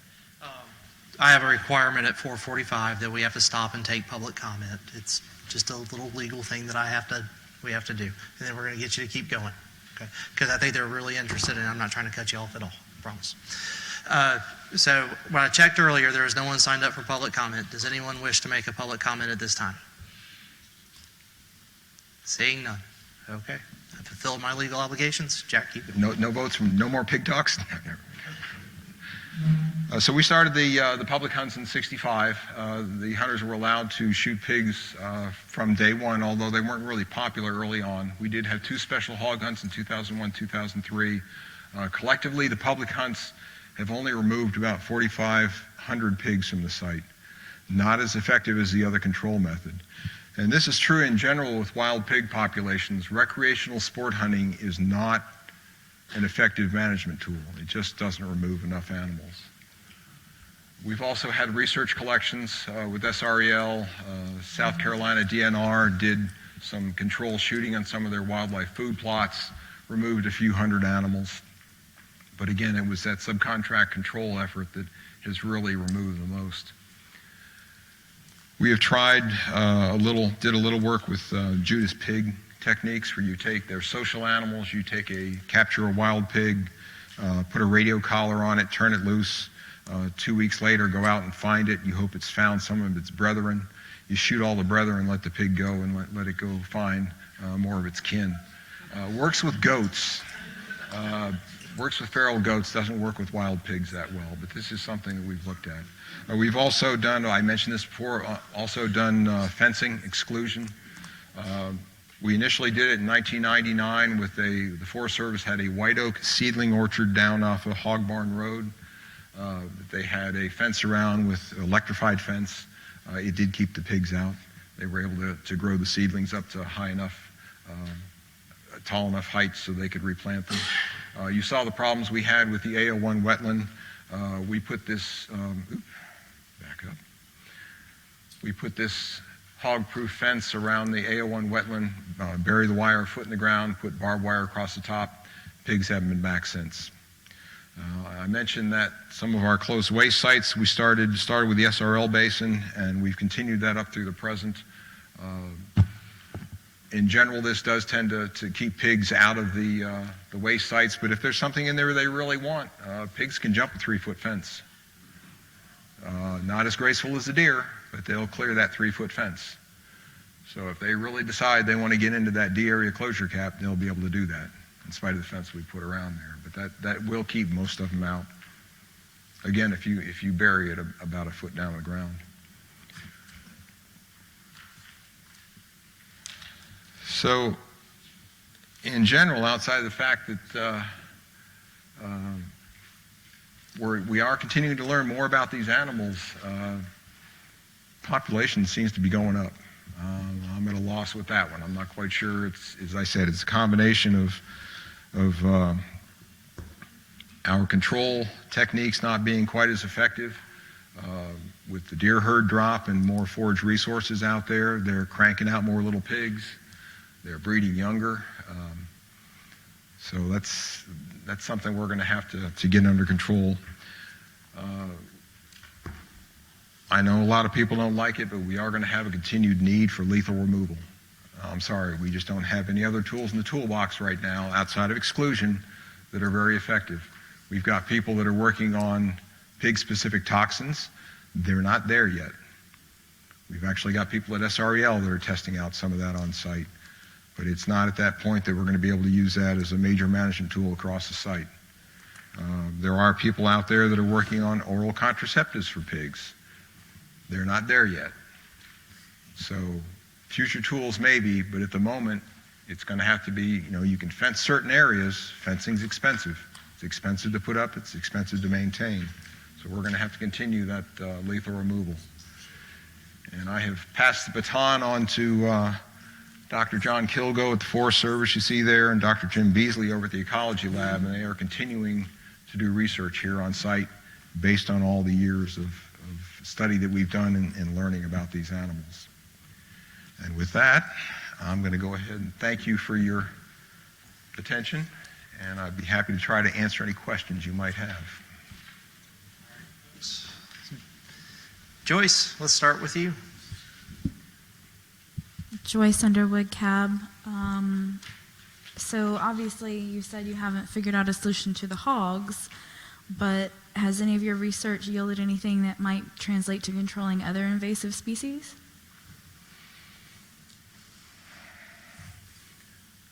I have so totally focused my research on wild pigs that I've looked at some other invasive species, but only in passing. Okay. So, and have you, because you said that this... and actually, the wild pigs, they will, when they go in and root up an area, typically because the way they damage the area with their rooting, you do get an influx of invasive floral species, weeds. They also will spread things like root rot fungus in trees, which is also another invasive species. So you've got an invasive species that's spreading other invasive species. This is not related, but it's related to the pigs. Have you considered that pet pigs might be behind the global increase in wild hogs? Because I can tell you several different people in several different countries that I personally know who got pot-bellied pigs that turned out to be giant pigs. Yes, pot-bellied pigs always get bigger than you think. And in fact, we've had several pot-bellied pigs show up on site. Nobody introduced a population of pot-bellied pigs, but we've seen individuals on site that obviously were turned loose. One was an adult boar that was castrated. Another was a smaller pig by fire, pot-bellied pig by fire pond, that every time people showed up would come running to them squealing, just, save me, save me. Well, I'm wondering if people are getting things that they're told are pot-bellied pigs and they're actually, I can't remember the name of the species, and then they turn out to be big and we'll just let it go, and now we've got adding insult to injury. Pot-bellied pigs can get up to be 200-300 pounds. People they think they're going to be nice pocket-sized pigs that you can, keep in the house. We raised pigs in the house and kept them there until they started turning furniture over. When they start turning furniture over, they go. We found homes for them. Thank you. That's all I have. Dave? Dave Vavankas, CAB. Thank you for your presentation. You said that on site you haven't found any of the harvested wild pigs that have brucellosis. Do you have to perform a necropsy on every one of these pigs that you harvest? We don't. We've done periodic surveys, disease surveys of the pig population on site. If you do have an animal that's positive for brucella, but you use the proper PPE, the gloves and goggles, you're protected. Once you process the animal, it's primarily in the reproductive tract that you're going to get infected tissue. That goes when the animal gets gutted at the check station. And again, those people are wearing proper PPE, rubber aprons and whatnot. So that's where you would have your transmission. So we take care of that with PPE. Once the animal's turned over to the hunter, there's nothing that they would have to worry about at that point. And again, with all pork, cook it thoroughly, and you should be good to go. Actually healthier for you than domestic pork. Thank you. Dan? Just a quick question, Dan Kaminsky, CAB. I didn't catch, what's the gestation period for wild pigs? 3 months, 3 weeks, 3 days, 115 days. Okay.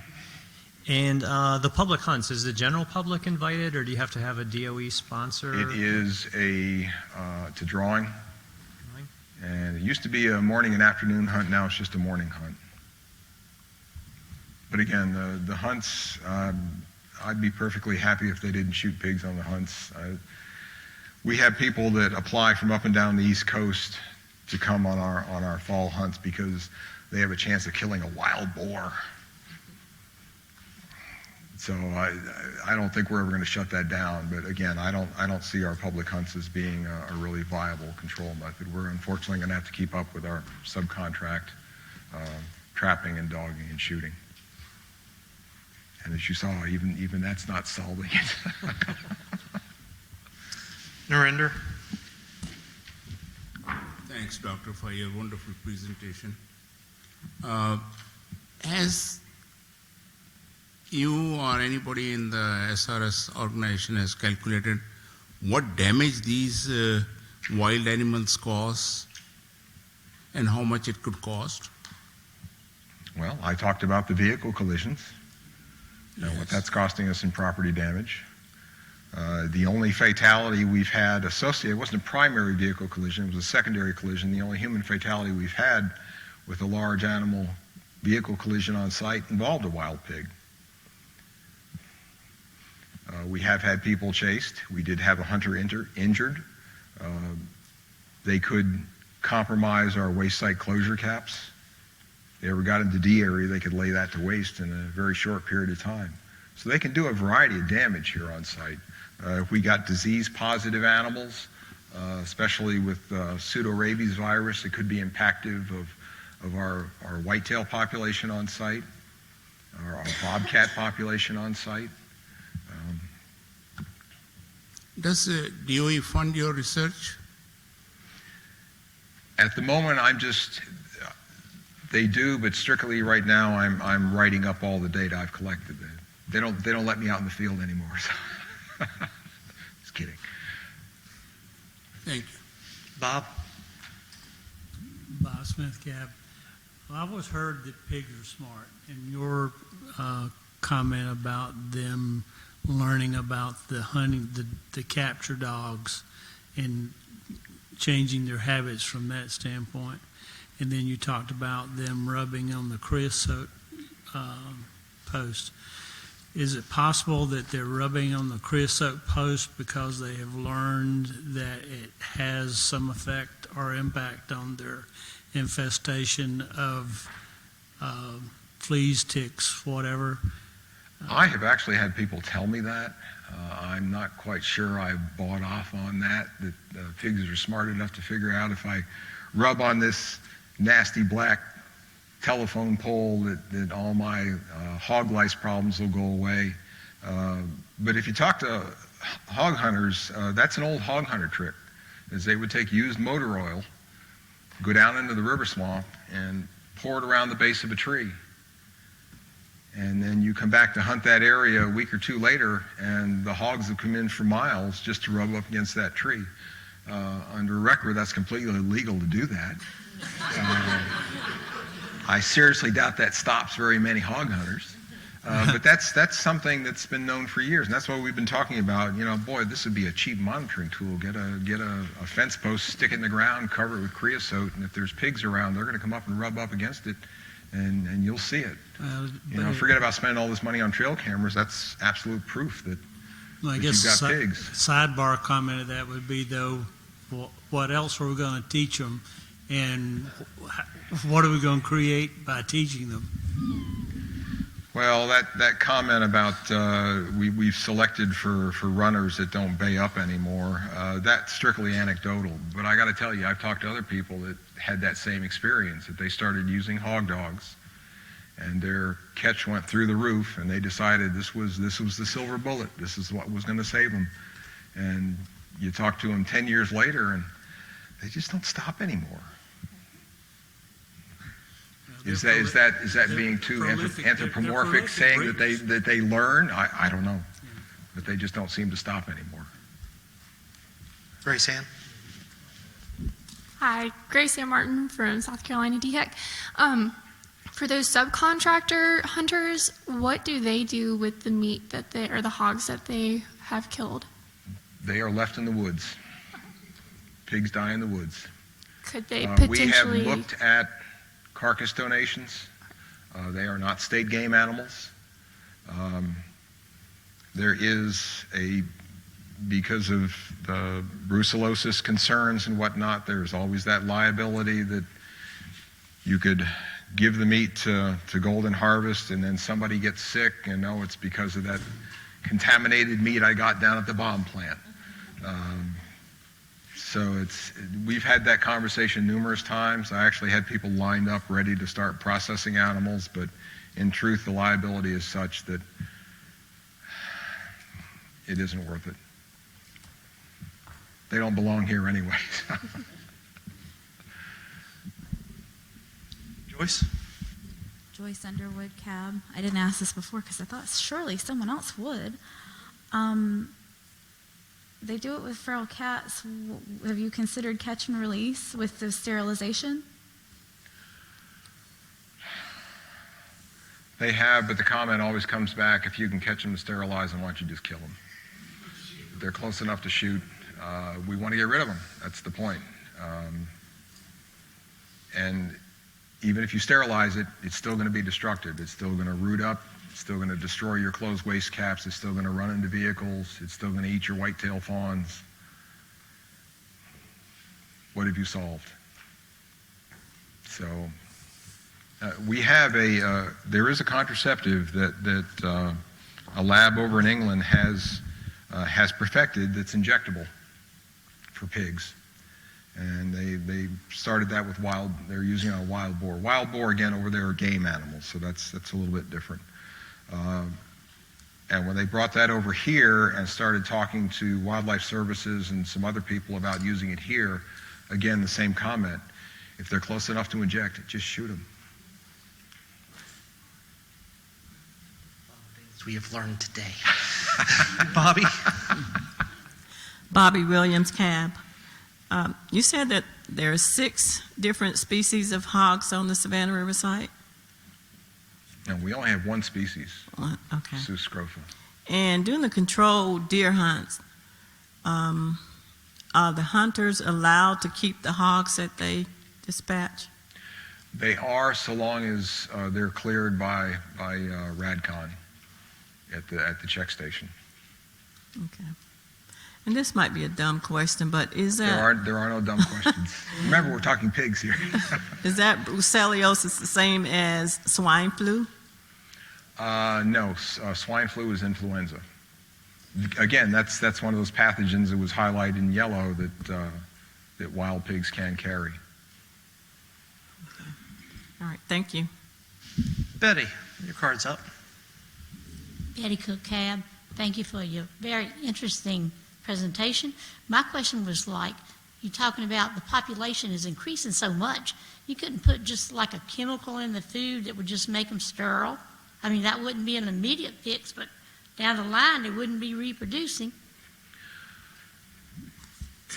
If we can figure out what that chemical would be, you and I would be millionaires.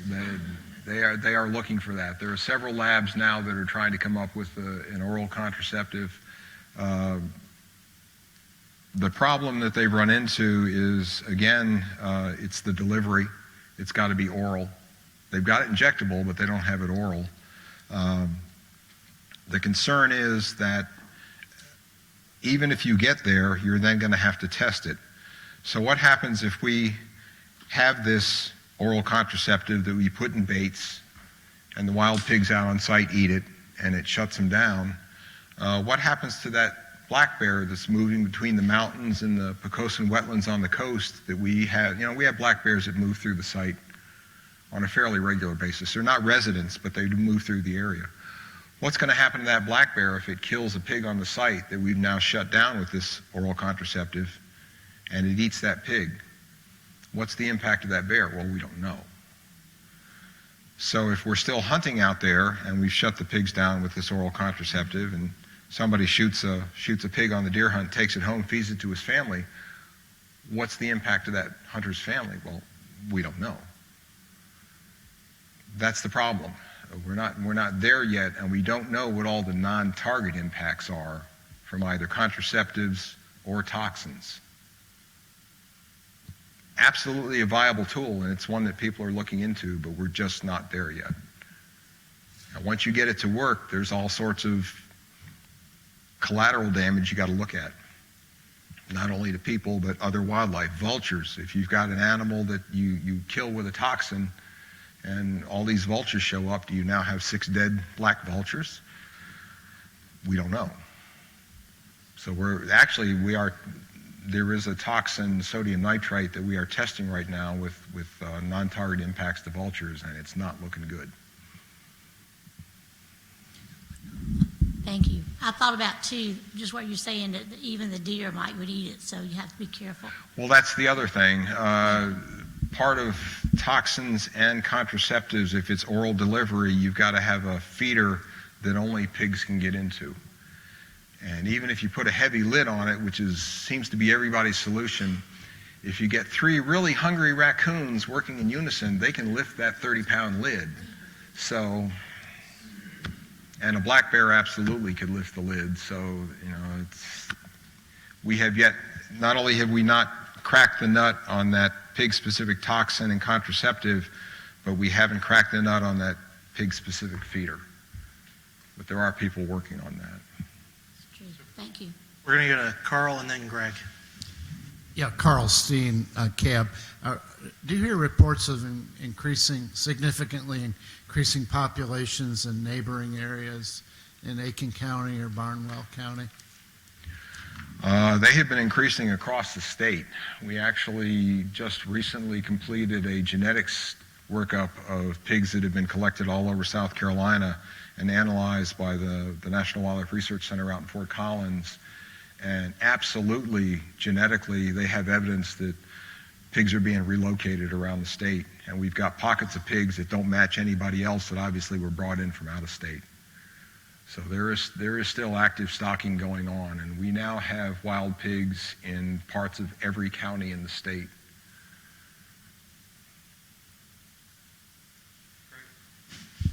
Yes, thank you, Greg Murray, CAB. Very interesting. Just to get a little sense of scale or priority, you said that it's costing about $160,000 a year in automobile damage. They're rooting around doing that sort of stuff. How does that kind of cost compare to other natural threats on the site? It could be, I don't even know what else, flooding or drought or fire or, a variety of other things.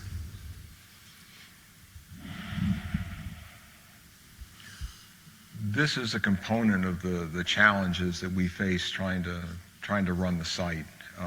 It's not the worst thing out there, but it's something that's growing. And this is something that we've seen nationally, that if you don't get in there and try to keep the numbers of these animals down, the damage is only going to go off the charts. 37 vehicle collisions a year, it's going to be a lot worse than that if we don't try to do something to keep them in check. If we had a disease outbreak locally, if you don't have your pig population in check, we've never been able to successfully address controlling a disease that's already made it into a wild pig population. The plan the USDA had by 2000 was called Project 2000, was to eradicate swine brucellosis and pseudorabies from the United States. Gone. Going to get rid of it. They succeeded in the domestic population, domestic herds. The thing they couldn't get their hands around were the wild populations that are found in most of the states. We have no control over that. This is something we've got to keep in check, the numbers of these animals and how they're spreading. Right now, African swine fever is hopping around Europe. It's in domestic herds, it's in wild boar populations, and it's moving closer and closer and closer. It's moved all the way over now, it's in Belgium. There are several credible scenarios for that pathogen to jump the pond and get into wild pig populations here in North America. If that ever happens, it would be incredibly impactful to our pork industry, and the impacts would be way up in the hundreds of billions of dollars. So the trick is that we've got to manage this so that we don't get there. We've got to control our populations here, stop them from spreading. We've actually declared Idaho, New York State, Maine, and Iowa wild pig free. There are pigs in Iowa, but not wild pigs.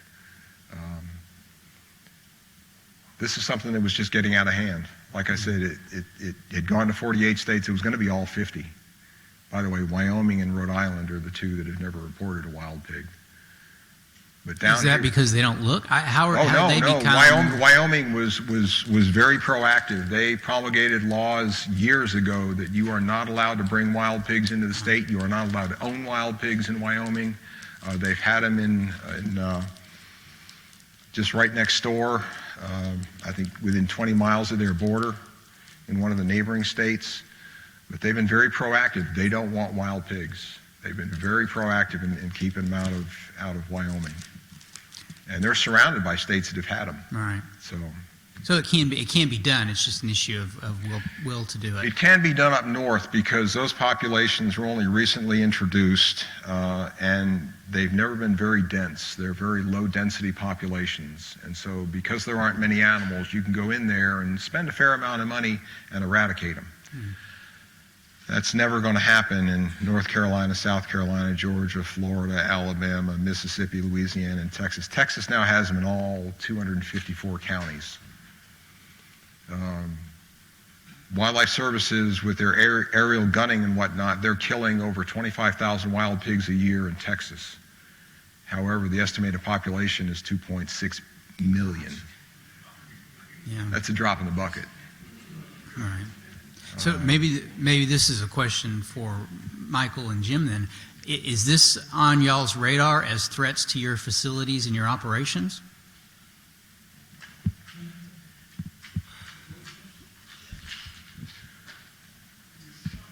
Yeah, the question was, is this a threat to your operations and your facilities? Is this on your radar in terms of something you worry about? So Maxine Maxted, we have had it in L area where we've had wild pigs tear up fencing around a storage shed area pad that we have of old casks and things. So it is on our radar. It's something that they look at when they do their facility rounds and they look at the area.